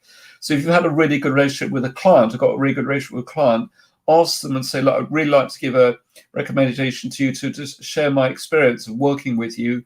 Would you be happy to reciprocate as well? And most people, of course, will say yes if they feel there's an established relationship there, which they're pleased to share, with a general audience. And then it's important to follow the social selling blueprint, which is around lead generation, prospect nurturing, and sales optimization. It's around these 3 cogs we've already talked about on the social selling blueprint. And if you think about your ideal type of clients, so let's look at the avatar of a client. So let's imagine they're a Jane or a Bob, and let's say they're in the industry sector of computer software, and they're either going to be a director, a CXO, partner, owner of a company. And let's say you wanted to find all those people or businesses within the 100-mile radius of central London, or might be Birmingham, or it could be New York or Edinburgh, for example. Or if you want to reach people who are 2nd and 3rd level connections, and let's say you want to narrow it down further by business analyst, okay, you can do all of that within LinkedIn using something like Sales Navigator, okay? You can do it to a degree in LinkedIn Premium, but about 4 years ago when Microsoft came along, certain features got taken out of Premium, okay? They incorporated Lynda, but some of the search capabilities got taken out. So we basically advised all our clients to switch to Sales Navigator. It's a bit more of a complex product, but the search is very powerful. So in this particular case, you can see just based on the United Kingdom, that postcode, I think the distance might have been set for 50 miles. Those seniority levels, there was 1.5 million results coming up. So if you were to narrow that down by industry sector, let's say software and technology, that might bring it down to say 6,000. You might then say, okay, well, let's base it on a key phrase of business analysts. That might reduce it down to 950. Okay, you may then put some other criterion like size of company, they might reduce it down to 650. And then what we recommend you do is you pre-approve those records. So you've got a nice group of people, which an ideal target market might be out of that 650, you eject to 150, that leaves you 500. You basically set that as your saved search. And that ties in very well with the Biz-Growth TimeMachine, which we talk about later on. So we'll come on to that a bit later, but just remember that process. Remember, starting from 1.5 million records, ending up down to, say, 500 people where you pre-approve them. And this helps a lot as well with the question got asked earlier on, to make sure your BDMs are reaching out to the right people as well, so they're not wasting the company's time on people who just don't have a desire or ability to pay for a service provision. And just to touch on the messaging process here, this is a process we recommend. Now, it varies from one company to another, and also the type of product or service you got to sell. But if you imagine the 3 cogs we talked about, lead generation, prospect nurturing, sales optimization, this is predominantly the second cog. So the first cog really is all the leads going into that bucket, the 500 we talked about a moment ago. And this 5-message process is really the prospect nurturing process. And at the moment, you get people warmed up, so they're asking to have a sales-based confirmation or more conversation, or asking for more information. That's when they're in this red box down here. So the first cog, lead generation, is that bucket. The sales optimization process is once you've got people to the point where they're asking for more information of sales-based conversation, you want to get those people off the LinkedIn platform as quickly as possible, okay, because you want to have meaningful interaction with those people, and it's much easier to do when that's a phone call or a Zoom call or whatever it may be, in terms of the qualification process. Now, with this here, with the connection request, it's really important you don't go out with a sales message. Your sole objective with that is, because you pre-approved them, you pre-selected them, is to want them to accept the connect request. At that point, you're not trying to sell anything, okay? If once they accept your connect request, they become part of your network. And then with the next message, we tend to typically recommend you send what we class either a thank you message or a permission to engage message, okay? And with that, it might be sharing something of unique value. So it could be a PDF, it could be a link to a video, whatever it is. Something is designed to trigger a conversation, okay? But it shouldn't have any sales message whatsoever. At this stage, you're just trying to get people to put their hands up, okay? And then if there's no engagement after about 7 days, what we recommend you do is you send a time follow-up message about 7 days later, which may then ask them what they thought of what you shared, and probably asking us some form of killer question, some question which is really relevant for their sector. And what you tend to find is you'll get a number of people perhaps sending a very short thank you message when you share that information with the permission to engage message, or they just go quiet. The vast majority of them will go quiet. And a lot of the time, it doesn't mean to say they're not interested in what you've got to share or talk about.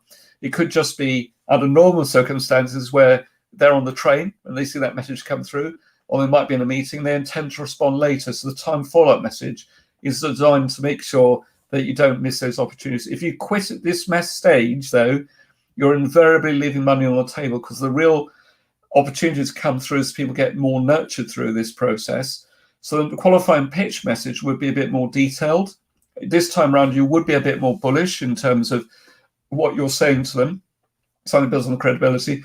But with this one, we still suggest you share a lot of value. So it might be a thought leadership piece. It could be a link to a video, could be a link to diagnostic, something that's designed to draw people out. But this time be a bit more direct. And with the time follow-up message that goes out after that, it would go in with perhaps another question. Now, this process can vary an awful lot to what your product service is. For example, we vary between a 6 and a 7 message process. That's because obviously we've got Biz-Growth TimeMachine, which we use ourselves, not surprisingly, and it's easy for us to do, so why not? And also it's a much nicer way of engagement. So that's where you get from your 100 to your 10. So it's worth just bearing that in mind. And so therefore it's much easier to fish rather than to hunt. And therefore BDMs should be well pleased, or if you're one person business yourself is trying to create those new opportunities, then that should stand you in good stead. Now, at this point, I'd love to bring in Phil Mitchell. We'll just take a slight break from this just for a moment. Just give me a second. change the view here. There we go. And let me bring Phil in. There we go, Phil. Nice to see you. You might just need to unmute yourself, if that's all right. Yeah. Yeah, just Phil, just for us a second. I think it'd be a good idea if I unmuted myself there, wouldn't it? Yeah, really? It would. Oh, Phil, wow. you did that as well, because I made a complete fool of myself earlier on. So, Yeah. Phil, I'd be really interested to know. Well, obviously, we only got like sort of 5 minutes on this part, as it were, but understand you're sort of chief negotiator at Bridge Procurement. Can you just tell us a little bit in terms of perhaps some of the challenges you faced over the last 12 months, but also as a company, how you perhaps addressed those as well? Would that be okay to start with? Where can I start? I mean, obviously the elephant in the room will be COVID, right? I mean, I and certainly the rest of the team probably saw, I'd say probably in excess of a 70% reduction in revenue and billable revenue practically overnight from the first lockdown. Yeah, and that was primarily due to a lot of clients having to reduce the purse strings. Number two, they couldn't be seen to taking on consultants when they're furloughing their own employees. Was another core challenge for us. Right. I guess point three was the CFO kind of came to the frame to say, hey, we don't need Phil, we don't need his team, we don't need procurement support. We can do it ourselves. So those were the challenges. I guess how did we overcome those was obviously to really demonstrate value and really provide insight into how we can help. But yeah, I guess leading on to the next point, which is probably really important, is we've always relied on organic growth through building our client base through relationships and word of mouth and all that kind of good stuff, and some of that goes out the window now. So that's kind of where we're at.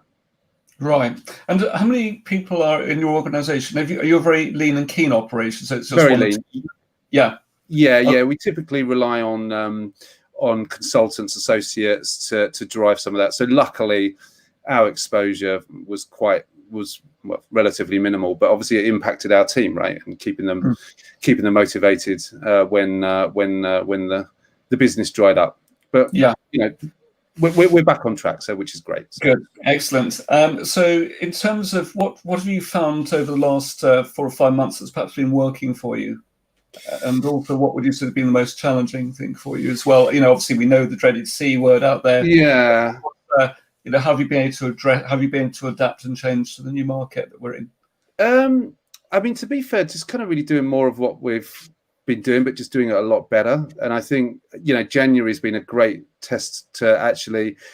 A lot of our clients have had an opportunity to do it themselves and do certain procurement activity themselves, and quite frankly, they failed.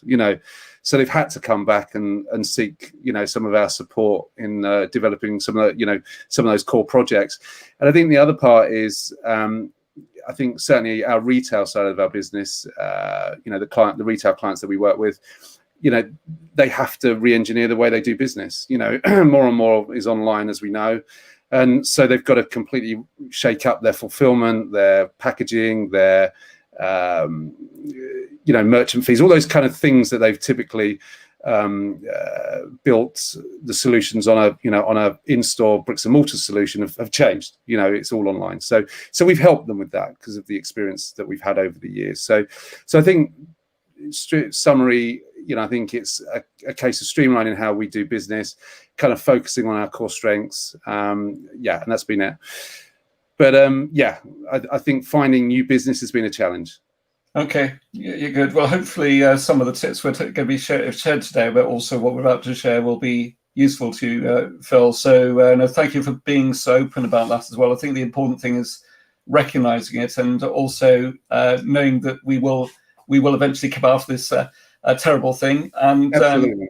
And everything else. I'm going to bring in also David in just a moment, but I have just heard some very sad news. Meryl's just mentioned to me that Sir Tom, tragically, has passed away. So I just have quick thoughts and prayers to the family on that. I know, ironically enough, I removed the slide that we had for Sir Tom in today's presentation because obviously he wasn't well.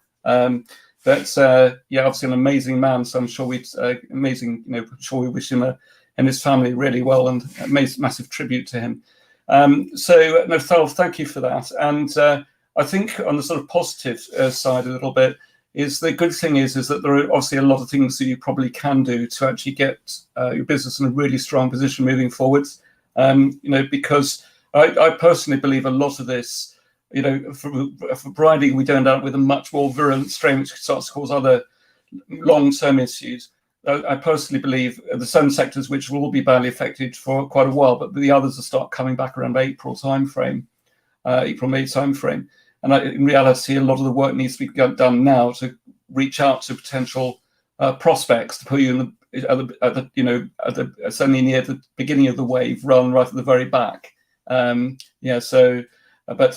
that's me being possibly a little bit of a born optimist. But by the same token, we all know the ones that tend to be adapt and change as the current market tend to be the ones that win through in the medium long term. So a bit of food for thought. But at this point, so it's lovely. Thank you very much for sharing it, Phil. What I'd love to do is bring David online as well, if that's okay. So David, welcome. Thank you very much for joining us. I'll just let you unmute yourself, if that's all right.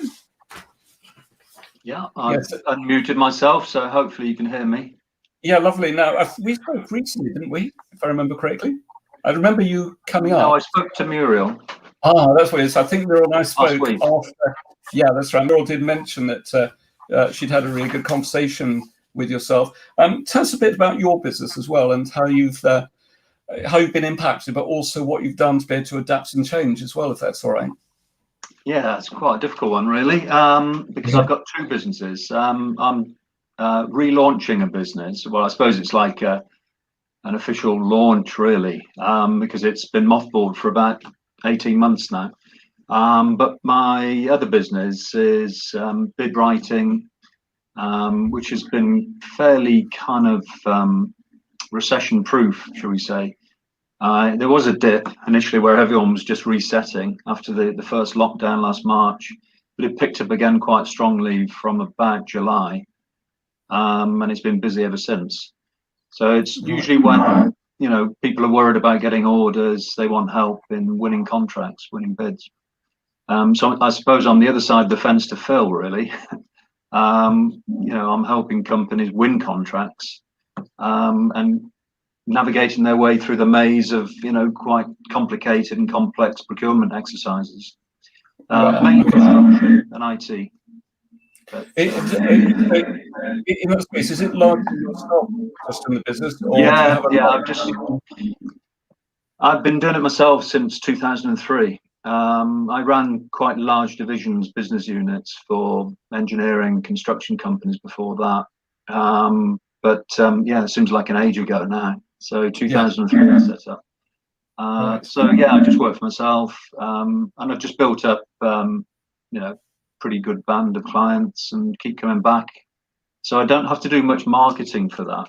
Interestingly, when I set it up, I was struggling a little bit for about 4 or 5 years, and so I joined a mastermind group on marketing, and so set up on LinkedIn. I wrote a free report, sort of an ethical bribe, put that on about 8 LinkedIn groups, and it has generated over the years about £400,000 worth of consultancy fees. It would have been nice in year one, but that's spread out over about 10 years, I guess, really, probably a bit more. But it's been good. It's worked well. You've been able so I really had to do much. Yeah, I just unmuted you. Doing very bad feedback. So bear with me a second, David. Won't be a moment. Yeah, sorry. I think what's happening is some people's loudspeakers are quite high on their other side. We get the sound back, and it goes up to you guys again. So just mute you just for a moment. But David, obviously that's really helpful to share, and I think obviously the good thing is you've been able to stay very lean and mean. No, I don't like the word mean. Lean and keen. Okay, throughout this operation. Also, at the end of the day, the smart companies should be using someone like yourself to help with their bids and tenders as well. So I think one thing I would just say is, as a bit of a question for you and your business, really, And I appreciate you probably can't directly answer them because I had to mute you. But really, it's a question for you: is do you want to, broadly speaking, stay as you are, or do you want to really grow and scale? If that makes sense. And obviously, you're clearly doing a lot right.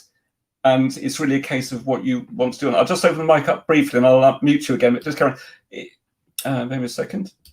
Yes. Where do you want to stay roughly as you are at the moment, or if you would you want to be? Yeah, I just want to allow it to tick along and possibly shrink. What I want to do is to launch the new business, and I want to scale that up and really grow it. Right. That's the micro training business, because I also do training for other people, but I don't market it my own courses, even though I've written quite a few for my clients. But no, I started with a franchise with a micro training business with a head office in Innsbruck in Austria, and they want to get into the UK, so I've got an exclusive right to their kind of products and everything else. And we're just getting ready to launch it. So yeah, I want to get the system going, the marketing system, and nurture lots of leads and take it from there. They're doing some great things. They've been well established over in Austria for about 10 years now. So I'm hoping to replicate their success over there. Yeah. My voice back. Yeah, David, thank you for sharing that. Again, if you had as a franchise, you may want to look at how you can grow and scale that part of it, in which case, let's have a conversation. If it's all right with you both, I'm going to assume we have a sip of water too. Sorry about that. If you don't mind, I'm going to ask you both to return to the stream. But no, Phil and David, I know you can't respond very easily. I just want to say thank you very much for taking part today, and obviously do enjoy the rest of today as well. And no doubt we can obviously speak afterwards if you'd like to have a conversation. So thank you very much indeed. Thanks, to both. Yeah, thank you. Cheers. Thank you.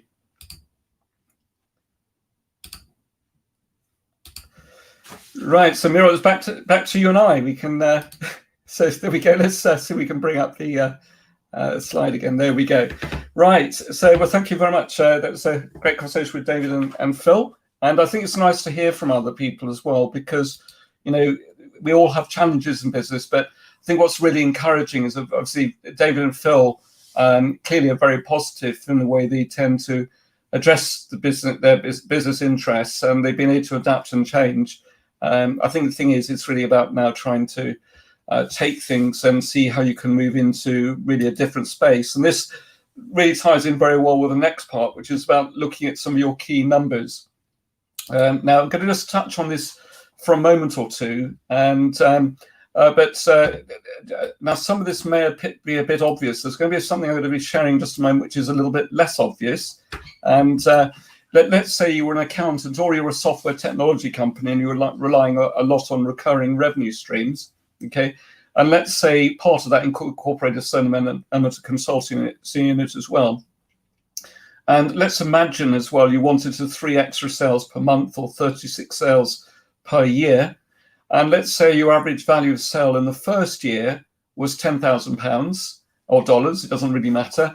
Same principles apply. And let's say the same client over 3 years in total was worth 25,000. So because there'd be a little bit of churn in there or anything else. And then if you looked at the same client again, the value of that client over 5 years might be 35k, because several clients might have dropped off in that time as well. Now, of course, you can end up reverse. This obviously is factoring an element of churn. You can end up with situations where it's the other way around as well. So maybe year 1 it's 10,000 and year 5 could actually be 100,000. But whatever your numbers are, it's worth understanding that.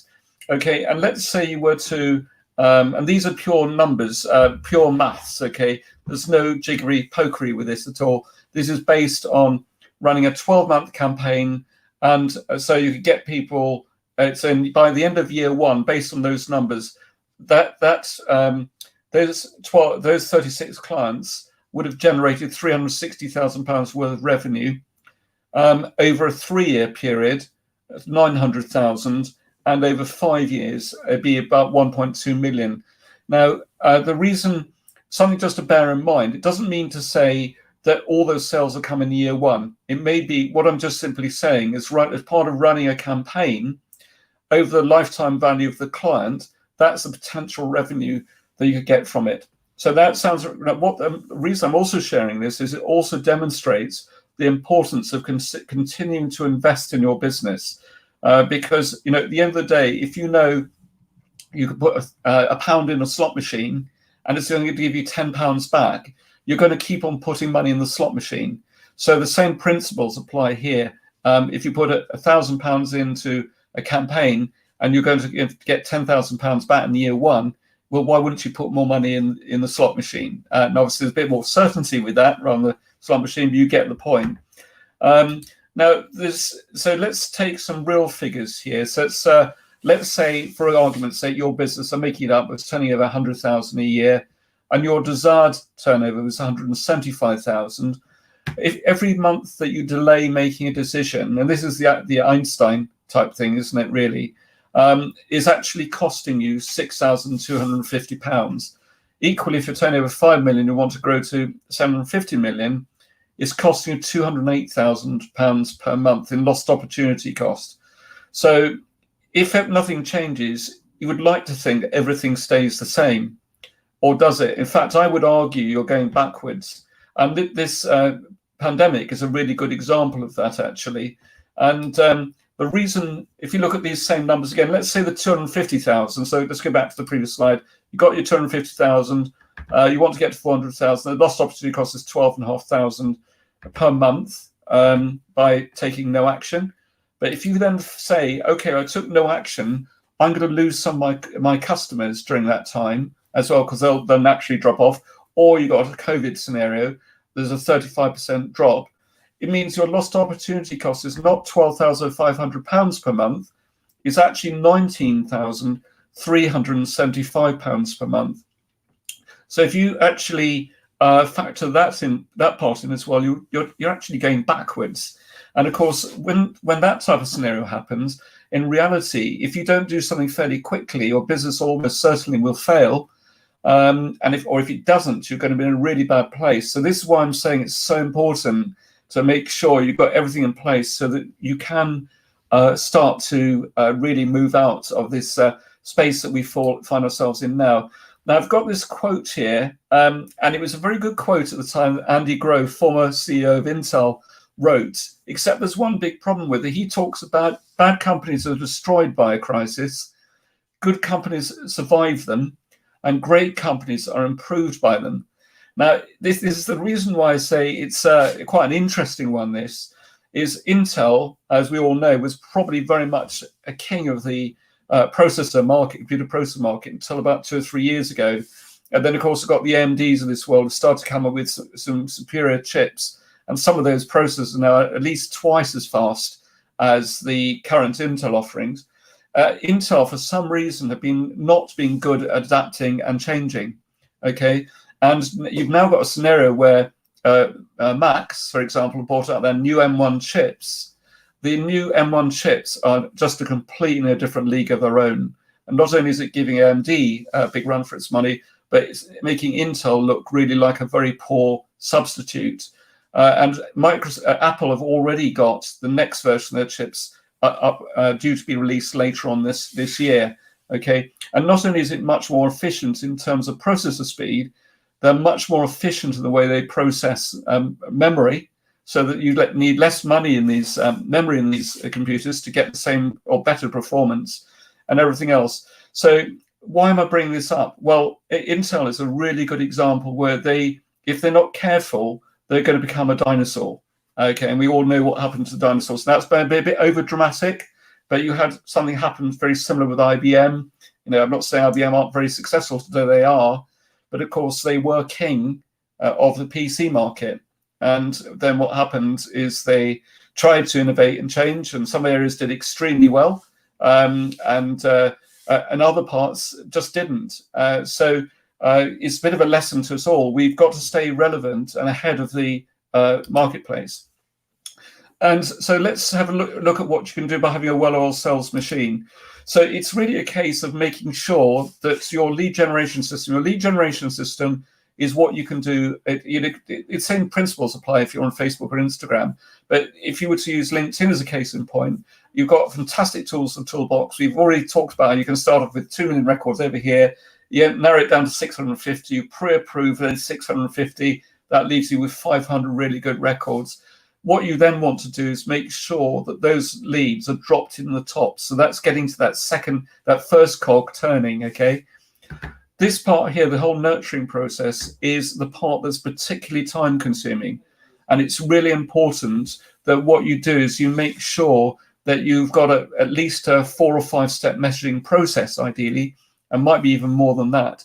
But the good thing is, because you've got your targeting right at the very beginning, and you're in full control of that process, and if you get your messaging right here, which again, we give you recommendations over the structure of those messages, then what happens, you get both these cogs turning really well, and not surprisingly, then you've got much more on the way sales-based opportunities coming through.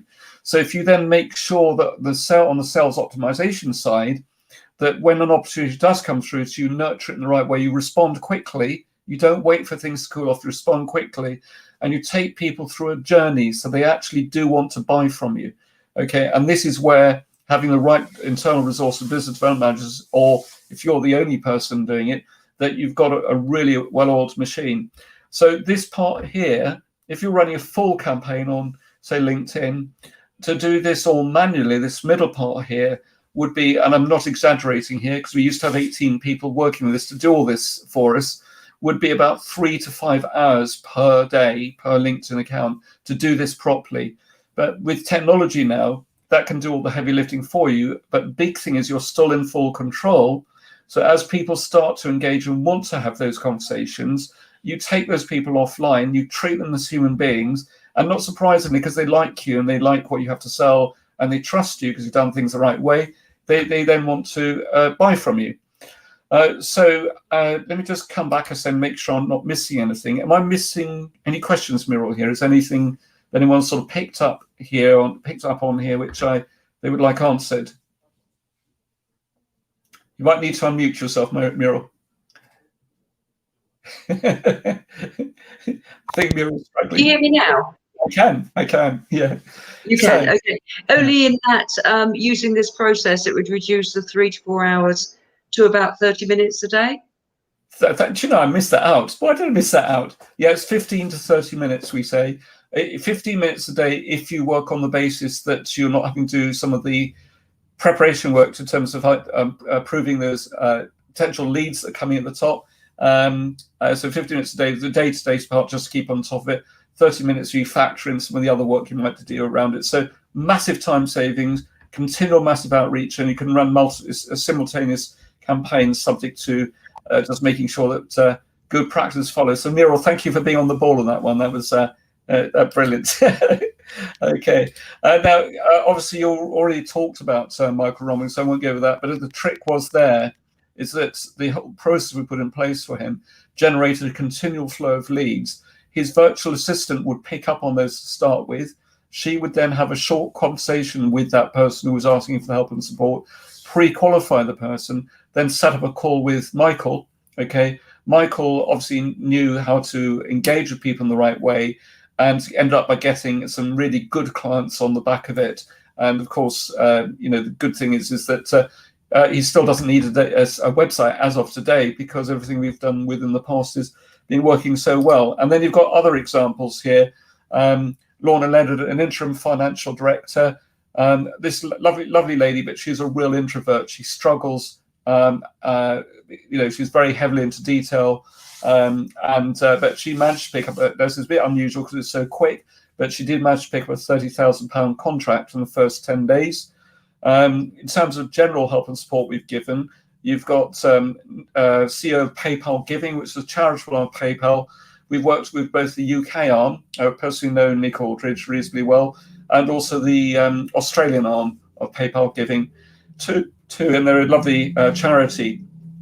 Susanna Schofield, OBE for Service Queen and Country, and Jubilee Sailing Trust is a charity where they've been able to get over £270,000 worth of sponsorship all through LinkedIn and what we did with them.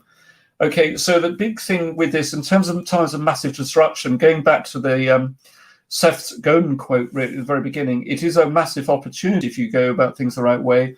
It is about adapting to the new market with business growth in mind. Importance of building tribes, having a well-oiled marketing machine and sales machine, and also reflect on what may break you and only scale what may make you. And that's really, really important. Okay, and we obviously work very closely with our clients to make sure that doesn't happen. Okay, that's why we actually emphasize on making sure you've got a balanced product portfolio and you've also got a really good marketing mix. Okay, because if you haven't got some of the basics right, then everything else is just going to cause you more problems. So we actually, even with our clients who come on board at an entry level, we actually make sure those fundamentals are in place at the very start. And if you are a more established client, we help you to think out of the box so you can make all these, everything we're doing around these campaigns work very well. So the idea with everything that's we discussed today is so you can do the job once and use technology to increase your reach and the potentials in your business. And we're here to obviously support you in that growth. Obviously, at the moment, everything's online. There are elements of our service we will see Susie will talking about more on Thursday, will be much more around the hybrid model, okay? Because I personally believe that as people, we all like to interact with other people. And remember what I said earlier on, that even with our very large email list, LinkedIn accounts for 61%. And also I've reiterated before that if you are, that effectively plugging into something that's free, you are the commodity in effect. And this is why it's so important that you make sure you're getting a really good message out there and you leverage what you do to rise above all the noise. So we've already talked about investing time or money or both. So we've a bit of a recap. We've talked a lot about elevating your brand, bringing yourselves forward, leveraging technology to give you your time back. And of course, what's very important to us is making a difference. And what we want to do is be here to support you in achieving, these three things. And we show you the how by using the right methodologies and systems so you can achieve great results, and how you can do the job once and repurpose it and amplify it many times. And we'll explain a bit more about how the solution in the box will work to help you with your new lead flow and opportunities, and also discuss some of the tools which may be available to assist you. So what's really important with all of this is you need to make sure, as we talked about earlier on, your marketing mix is sound. And if you obviously, no doubt, will have adapted those by now, but just be prepared for what is to come as well. So I was discussing with Susie a bit the other day, but also Barnaby Winter, who's also a bit of a friend of mine, and he was the one that was saying that actually in some sectors as the market starts to return, it may catch a lot of companies out. Okay, so make sure that you're well prepared for what is to come, and also your products are sound, but also make sure you're there ahead of the game, not just riding at the back of the wave, because in real terms you'll be falling behind against everyone else. And this is where the social selling blueprint comes in. Now, what I'm going to be doing is I'll be summarizing in it won't take me more than about 10 minutes on this part. I'll summarize a little bit about some of the different product services you can plug in around us. Again, we're not going to be asking you to make any decision on this today. Also, I'll give you a quick demo as well of the Biz-Growth TimeMachine, because I think you'll completely get how it can save you so much time as part of it, and how it can help to leverage new opportunities. But what I am also very keen to do is to make it highly interactive. We've obviously tried to invite people in to join as part of the live stream.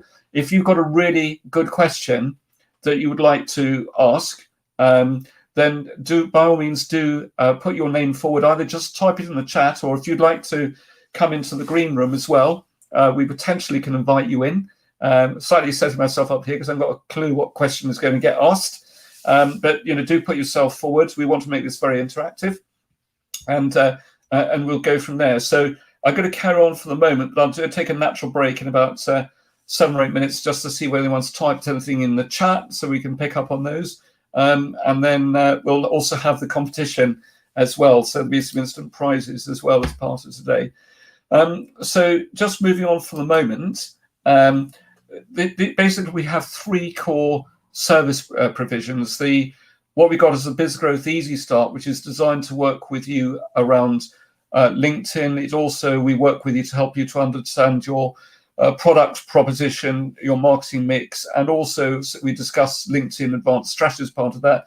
Crucially, though, if you're not sure how to find your ideal leads in Sales Navigator, we actually give you training on that and help you to narrow down the search. You get to those lots of golden nuggets we're talking about. And also we'll show you as part of that how you can plug in a really good prospect nurturing process. So you need to obviously write the messages, but we'll actually help you to frame and structure those so you get the best out of it. Now that's how you can bring your sales forward. The other option we got available, which both these other options automatically include Easy Start. With the accelerator part, it includes everything to do around amplify your brand. I'll explain that a little bit more in a moment as well. And the Premier membership incorporates everything to do with the Biz-Growth TimeMachine as well.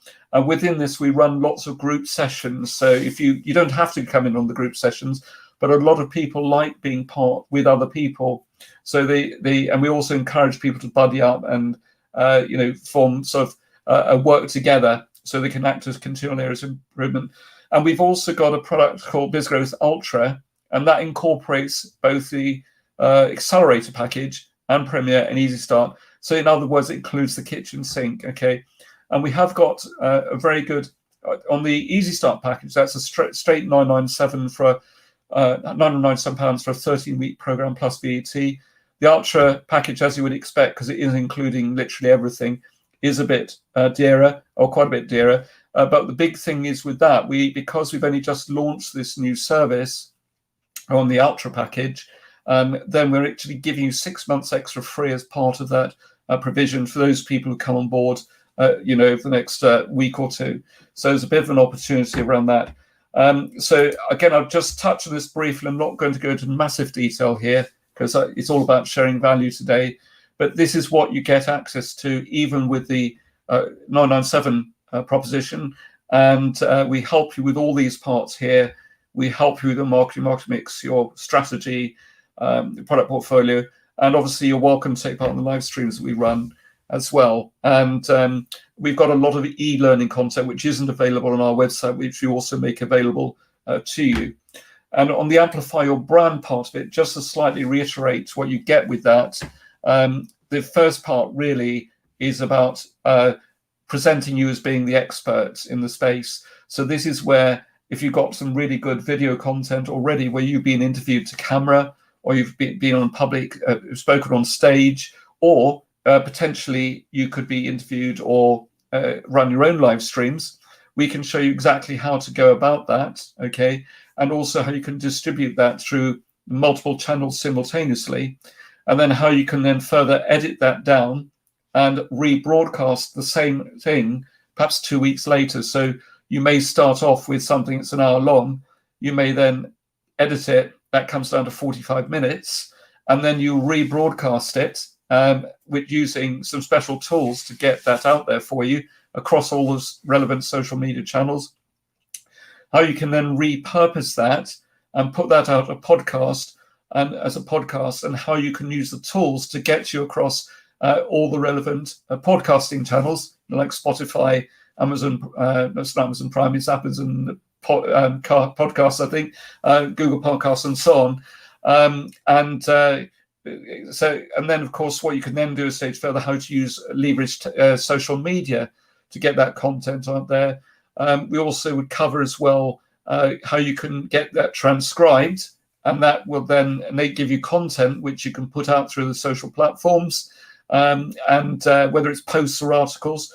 And also we discuss a part of this, how you can build further on online events, how you can create webinars. And this part may be something you're much less familiar with, but we also show you as part of that how you can create automated webinars as well.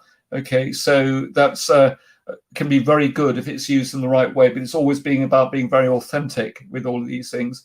And we've already talked about the transcription and content creation. The other part is really around diagnostic scorecards.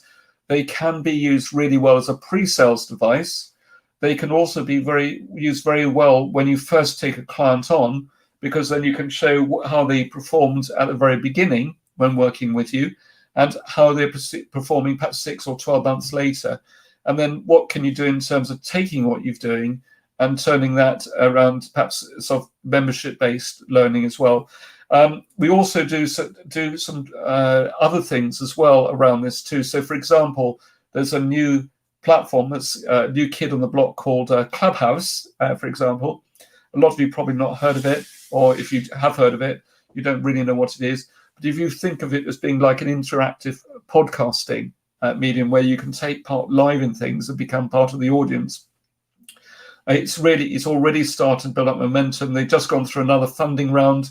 At the moment, it's invitation only. And I only get, even myself, I only get about 3 extra invites per week. Okay. But if someone's interested in being recommended, and we're sort of keeping a bit of a list for that, but we will be adding in extra supplemental sessions, which we don't necessarily charge for, because we want people to stay on top of it. Officially, you can't live stream over Instagram, not as part of an aggregated approach, but there are legal ways you can do it. You just have to be a little bit imaginative in a way that you can do it so it's still compliant with Instagram's terms and conditions. So lots of really good things that you can learn through that. And then through the Biz-Growth TimeMachine, this is literally the solution in a box, which literally helps you to manage your LinkedIn campaign management. We give you the laptop and the software as part of this. The crucial thing is you're in full control. It's very, very easy to use. I'll show you exactly how it works in just a minute. It'll give you like a 10-minute demo. And obviously, you've got massive reach through LinkedIn. And obviously, we've already explained the potential opportunity for every 100 people you're reaching out to. The segmentation is very powerful. And you're not confined to running one set of messaging at once. You can, subject to best practice, you can run multiple campaigns. We normally don't recommend more than 2 simultaneously on one LinkedIn profile. And the other big thing is, it's a little bit subject to GDPR, this, but if you do it the right way, it's fine. Okay, is that as you use Biz-Growth TimeMachine, what it does do its best if the information is made available on someone's profile. In other words, you haven't got their privacy settings set differently. It'll do its best to actually find the person's mobile phone numbers or office phone numbers for you, and also their email addresses. Now, obviously, there are some issues around compliance in this, but there are some things which you can do, which, especially if it's business to business, potentially is fine, especially as far as UK legislation is concerned. The US is a little bit different on it. It's only if they're private individuals, you've got to be a lot more careful. The other part around it too is if you want to hyper-personalized image, and interesting enough, this may tie in very well with what David was saying about, I think, micro training, for example. You can incorporate with this a combination of text-based messages, but also incorporate images in there as well, which have got personalization in them, which is very, very powerful. It does it on the fly. And literally, it does increase your time efficiency, typically between 5 to 10 times compared to doing all this manually. And then with the Ultra package, again, I won't go into any detail on this particularly, but it includes everything I've talked about. Plus, you also get the brand workshops within that as well. And you get the brand workshops within the Accelerator package as well. You also get strategy accountability sessions and access to all the recordings as well. And as you can see, there is something we've got there which gives you an extra 6 months free as a little bit of an offer to you for taking part today. So in terms of this here, we've already covered all those areas today, believe it or not. And we're going to give you a quick demo of Biz-Growth TimeMachine. I will invite you again to complete the diagnostic questionnaire if you haven't done so, because there's a lot of value we can share of that. If you hadn't wanted to book in for the actual discovery insight session itself with other people, you can just book in a call with myself, Muriel, if you haven't done that already. Or if you're ready to move ahead, you can do that directly through a link, Mira. If you can make sure you got that link handy in a bit, because we need to put it in the chat, and also the link again for the diagnostic. That'd be great. And so what we'll do is we'll go into a demo in just a second, but let's these are a few quick screen grabs here, so you get a bit of a feel for how it works and how it all interacts together. And as part of this will show you as a dashboard in terms of how far you got in the messaging process with each person, and you can see their details there. And these are also give you an indication in terms of the key stats. So it's a very friendly interface. So I'll give you a quick demo on that in just a second. Before we move on to that, because we are almost at the end, we're actually working very well on a timescale point of view. Yeah, just bear me a second, Mira. Have I missed any points here so far? No? Okay, so I think, yeah, no, that's good. Okay, so what I'll do then is let me just fire up some other parts for you now. So be a moment. So I'm going to go into our own website. And none of this is canned, so you know this is all real. Okay, so hopefully in Blue Peter fashion, it does just work. But what I've done here now, Mira, is it appearing really squashed up on your side? Is it okay? I'll just make sure that you can all see it okay first. Bear me a moment. Oh, Mira, I can't hear you. Can you unmute yourself? Yeah, Sorry. the print's small, the picture's fine. Oh, okay. I'll tell you what I need to do. I suddenly realized what I need to do. Just bear me a moment, everyone. Sorry. I'm going to just have to remove the screen share for a second. That's not the right thing. Just bear me a second. So remove that. And there we go. Stop screen. Right. I've just got to add the screen share in again. Just bear me a moment. Right. There we go. Press that button. Okay. Now you're going to see my entire screen. So as you can imagine, it's not the tidiest dashboard in the world. But what I'll do, there we go. So let me expand this out a little bit. Muriel, is that fairly clear? No, it's a bit hazy. It may not be 100%. There may be a little bit of fuzziness to it. That's just simply to do with the streaming platforms. Can people overall see what's, in general terms, what's the screen? They may not see all the macro detail, but can they see? Let me just see where I can see what you're seeing. Sorry, it doesn't work when I do that because you see yourself. So Muriel, is it good enough for people to be able to see what's going on or not? Yes, I think so. Okay, good. Okay. So if I hover my mouse over these parts here, this is the activity. Now I'm looking at Muriel's account here. So it's very visual. Also on the right-hand side, this acts as a dashboard. So you can see exactly how many messages have been sent out on Muriel's account over the last month. So the last month, we reached out to 1,000 new people, 1,018 to be exact. So it's working at about 30 messages a day. And in that, over the last month as well, we've actually reached out, I'm not sure how well you can see this, we've reached out to about 2,890 people, or put it another way, about 200 people in the last 48 hours, plus also some other follow-up going on as well. So it's about another 1,600 messages. All this is handled by the platform itself, okay? And if I was to go into a campaign, let's go into this campaign here, ignore the naming conventions because it's just been done something to the way that we'd work. And if you look on the right-hand side here, this is how it interfaces with LinkedIn. So you can see the message trail here. And on this particular person, you can see James Palmer. He's had 1, 2, 3, 4 messages. That person, Marco Sullivan's, had 2 so far. David has interacted with us as well.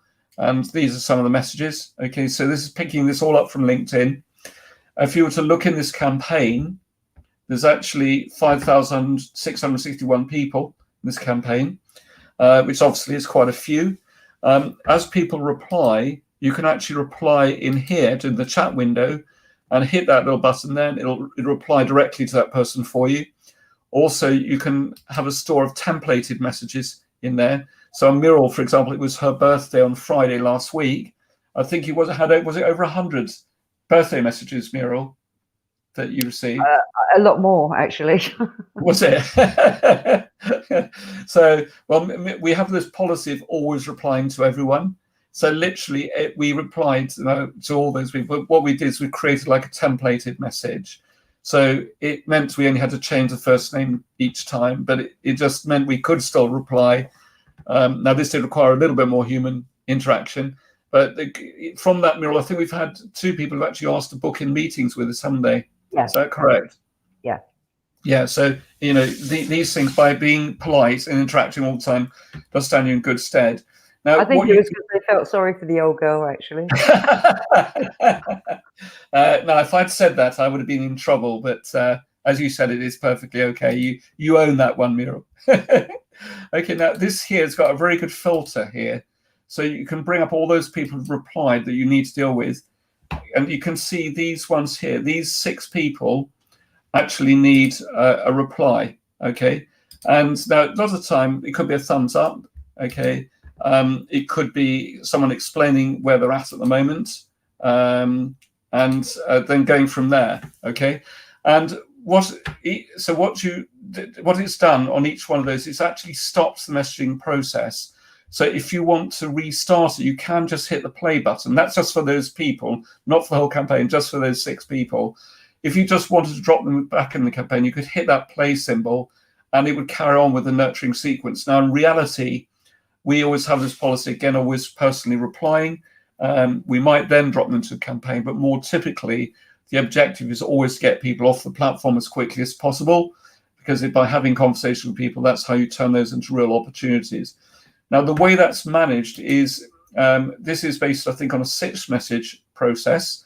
So these settings are for ourselves. Okay, so that's the connection request. That's a message that goes out once someone accepts the connection request. And then there's a follow-up one that's sent out about 4 hours later. And the next one is 7 days later. So these are like expanding boxes, which you can just drag down like that. And you can change these times here.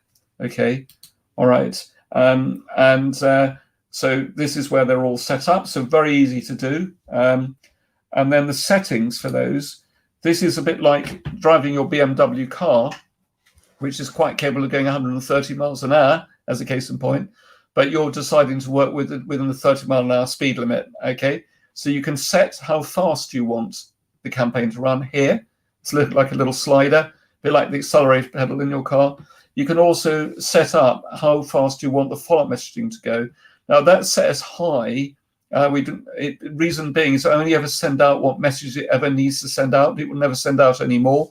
So more typically, it might be sending out 40 or 50 follow-up messages a day as part of the sequence. But you just need to let the software do its job there. And if you need to slow it down, let's say you get a bit oversubscribed, you just slide it down, and that'll impact the campaign from today. Equally, you can slide it up. If, for example, things drop a bit, you can slide that up within certain safe constraints. And then you can see the activity on here with the campaign. Okay, so that's pretty straightforward.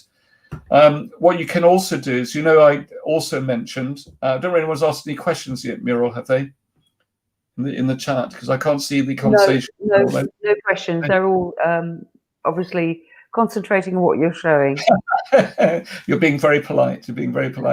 Now, for those of you, I'm going to go show you one more part, and I'm going to return to you so you can also have your afternoon, evening back as well.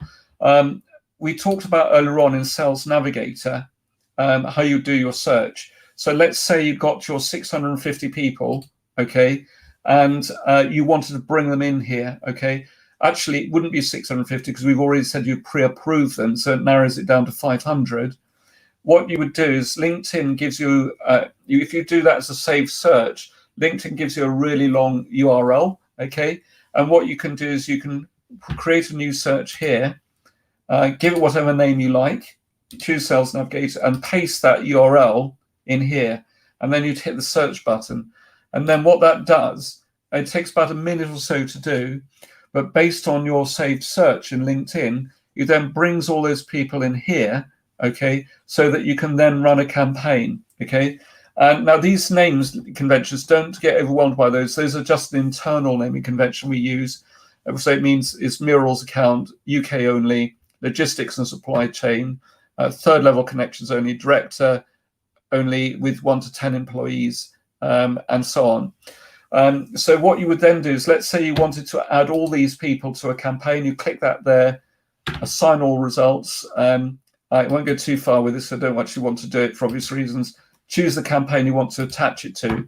What's really clever is one of the challenges when you run a campaign on LinkedIn, especially if you start to try and do this in Excel sheets, which the first week or two you'd be okay with. After that, you'd very quickly lose the will to live, but also it's very prone to human error. And the reason for that is when you do a search on LinkedIn, then do another search, even though you think your criteria is quite different, in reality, you might find anything from 10% to 30% or so of the next set of records as an overlap. And the reason is, let's say you were searching a 100-mile radius from central London, a 100-mile radius of Birmingham, the circles will overlap, probably somewhere around Northampton or Milton Keynes or something like that. And there'll be a common group of people where they're in both campaigns. Now, what's really clever with this is that if you do things the right way, it'll actually dedupe them as well. So you will never end up in a situation where you accidentally include people in the same campaign by mistake. And that's something that's really important because your reputation on LinkedIn is absolutely paramount. So I don't know whether that sort of made a bit of sense to everyone. Let me just switch the screen share off so you don't get this horrible effect. And let's try and bring the other part in. I don't know whether that makes sense to people or not, whether you've got some questions you would like to ask around that. Have you seen any in the chat that I think people are saying they can see it okay, aren't they? So Yeah. just bear with me a second. I'll just bring the other slide deck in and do it the other way this time around. Okay, there we go. So we've now got this. So this is where we're at. So it's almost a wrap for today. We've got the competitions just coming up now as well. So just bear me a second, and I have lost my presentation. There we go. I've got it back here. Okay, so we come to the point now with the Amazon vouchers, or we're just about to. And obviously, a quick reminder about Thursday. We've got Susie Mayhew on Thursday. It's going to be a really good session with Susie. She's quite live wire. Susie was quite quiet today, actually, but Susie's quite a live wire. We're going to have to see how many times we can make her laugh on Thursday. It will be a good fun session, but be also a bit of a deep dive as well. And next week, we've also got a double session as well, and we've got a bit of a focus group going on. And next week's topic is what now for your business, for you and your business moving forwards. Clearly, Susie's topic this week is particularly relevant to where we're at now. And we've already covered these particular points. And obviously, if you wanted to engage with us in much more detail around what you've done around the diagnostic, if you've already completed the diagnostic and you would like to take part in the workshop, do also feel you can put yourself forward. Just because we've had a conversation over the phone, this is going to be something quite different. We're going to be going through each one of these 5 points, looking at how you perhaps answered some of those, what strategies you could put in place, particularly around your business to move it forward. We're just asking for a very nominal contribution there, which it's got a total satisfaction guarantee. So if you didn't feel you got at least £67 of value or greater from that, we'll gladly refund that. Or alternatively, if you decided to become a full client, then we'll offset that against what you've already paid. So effectively, you're getting that back. And so wait a second. Yeah, so to actually book these sessions, so very simple, either put in the chat now or text me on that number now, which is 07852 329 762. Just express your interest, and Mira will then reach out to you with a view to getting you properly booked in for the Discovery Insight sessions. So we're holding one of those on Thursday, one on Friday, but don't worry about that. If we got some of them need to roll into next week, we'll look after you next week as well. It's not a problem. And if you'd wanted a strategic review call, discuss next steps, then you've got the link there. Muriel, can you just make sure your email address and that link is also back in the chat again, if that's all right? Yeah, is that okay? Right, so now we're getting to another fun part, which really is around the competition. So this is the first person who gets the answer right, okay? So who quit being a postman after the sea shanty song went viral? And in fact, he became I think he signed up with a big record label as well. So what was the name of the person who quit their job as postman after putting out the sea shanty song? And there's a £20 Amazon voucher up for grabs on this one. So let's see who comes forward first. We'll deliberately give everyone about a minute or so just to type their answers in, and then we'll announce the winner as part of this. Now, Stuart, you obviously won already today, so if you don't mind, I'll ask you to exclude yourself from that. And again, if you were to win 2 in a shot, by all means, enter the competition. There'll only be one prize. We want to make it fair as best as we can. So, Muriel, how we get on with the responses here? So who's... we're just waiting for people to type us in now. Yeah, and then, nobody's put their answers in yet. Right, people are being very quiet, aren't they? I think they're all looking it up on Google. Yeah, they're probably going into Google Chrome now and working it out. Stuart, you can have a go, but you just can't. You can't win. Okay. Now, Paul's. Whilst we're just sorry, I pronounce your name. How do you pronounce this? Poem. I'm really sorry, I pronounced the name wrongly there. I do apologise. I'll just bring your question up on screen quickly. How practical is it through your package to reach out to prospects in Europe and UK for established NASDAQ-listed companies already operating in the UK, whom we are representing, IT software companies in customer engagement, having clients like HMRC, right, now that's obviously quite a big question, and I'd need to drill down in more detail with you on that. However, it'd be relatively straightforward. I assume you probably know or can gain a list of those NASDAQ companies fairly easily, I'm assuming. If not, you could search out, use that as a key phrase word in the search. But the big thing is, even if some of the results are not that accurate on LinkedIn, because you can use keywords as well, and you can also pre-approve the list, that means you're only putting your ideal clients into that campaign, those contacts from the organization. And typically for the larger organizations, we'd suggest finding 4 or 5 people in each organization. You don't necessarily approach all 4 or 5 at once. You may actually approach people over a period of perhaps 6-8 weeks at different points, because quite often it's about finding the ambassador from within that organization who's happy to carry your message through. So ideally, of course, you probably want to reach out to the CEO or a director of that company, but they can be obviously more difficult to reach. So in that scenario, we recommend running a campaign where you might have several passes at it. Again, we can show you how on that part of it. So hopefully that's helped a little bit on that one. We can discuss in more detail, though, when we speak. Right. Okay, so no one's wanting to win this prize. No. Right, okay. Yeah, or no one knows the answer. So, okay, well, if someone comes up in the next few minutes, we'll give you another chance of it. Let's move on to the next question now, then. Hopefully a little bit, sorry, I just lost my screen again. Okay, so let's move on to the next question now. This is a bit more relevant to what we talked about today. Damn, I've showed that slide by mistake. So what is the social selling blueprint? I've given you a clue. You saw it for a second. What 3 elements comprises of the social selling blueprint? So first one with the correct answer, we're going to have to check YouTube and Facebook simultaneously because of the timing differences.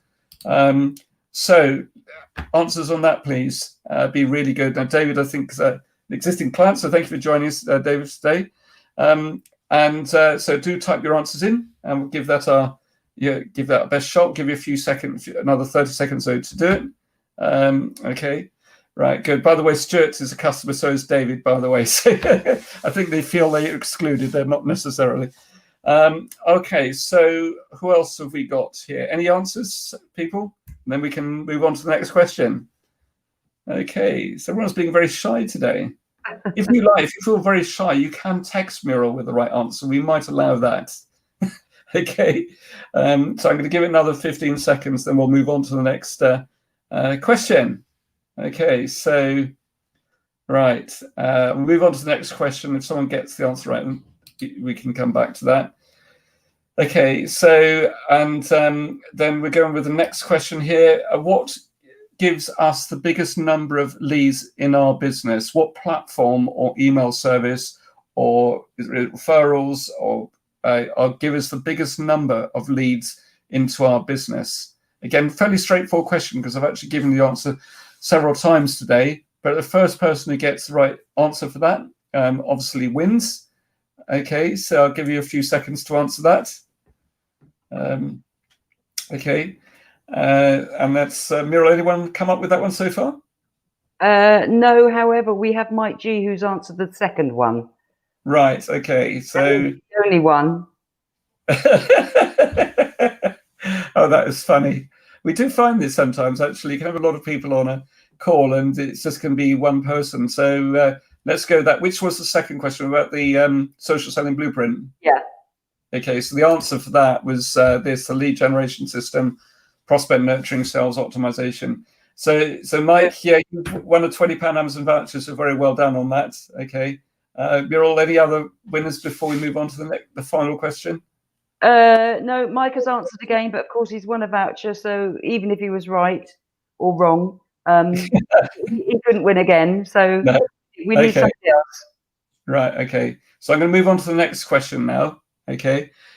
So what is our solution in a box called? Now, this might be a slightly different question because I have used several different terms. So if someone's not 100% there, don't worry about it. Go for what you believe it is, and the person who's closest to it will win the prize. Okay. So we'll give everyone about 30 seconds on that one. Okay. So let's go from here, and then I'll give you the answer. So Muriel, any answers? We have a winner. Pawan has said Nathan Evans was the singer, and that is the only answer we've got, and it's the correct answer, I believe. Yes. Well done, Pawan. That's congratulations to you. So Muriel's made a note of that, and we've got any answers on this particular one here. What's our solution box called? And then we'll call it a wrap as well in just a moment. No. So, okay, we're a little bit richer, aren't we? So there's the answer anyway. So I think everyone's probably had enough time by now. But just in summary, obviously, if you want to reach out to Muriel and me, they're both our phone numbers. They're our email addresses. Muriel just got people's the link in the chat for the diagnostic tool and also for the discovery insight session as well, haven't we? Yeah, I'm just putting the diagnostic in there now. Right. Okay. Just for everyone's benefit, because Mike, you already actually won a voucher. You can't win again, unfortunately. I'm not going to say whether it's right or wrong. Right. Okay. So anyway, we're very, very well done, everyone. Thank you very much for taking part today, and thoroughly enjoyed it. Hopefully you've got lots out of it as well. And we'll hopefully be speaking with you over the next few days. So do book that call in, or be that diagnostic or that discovery insight session, and we will go from there. So thank you very much. Have a lovely evening, everyone, and look forward to seeing your details come through. Yeah, take care. Take care, everyone. Bye-bye. Bye-bye. Bye.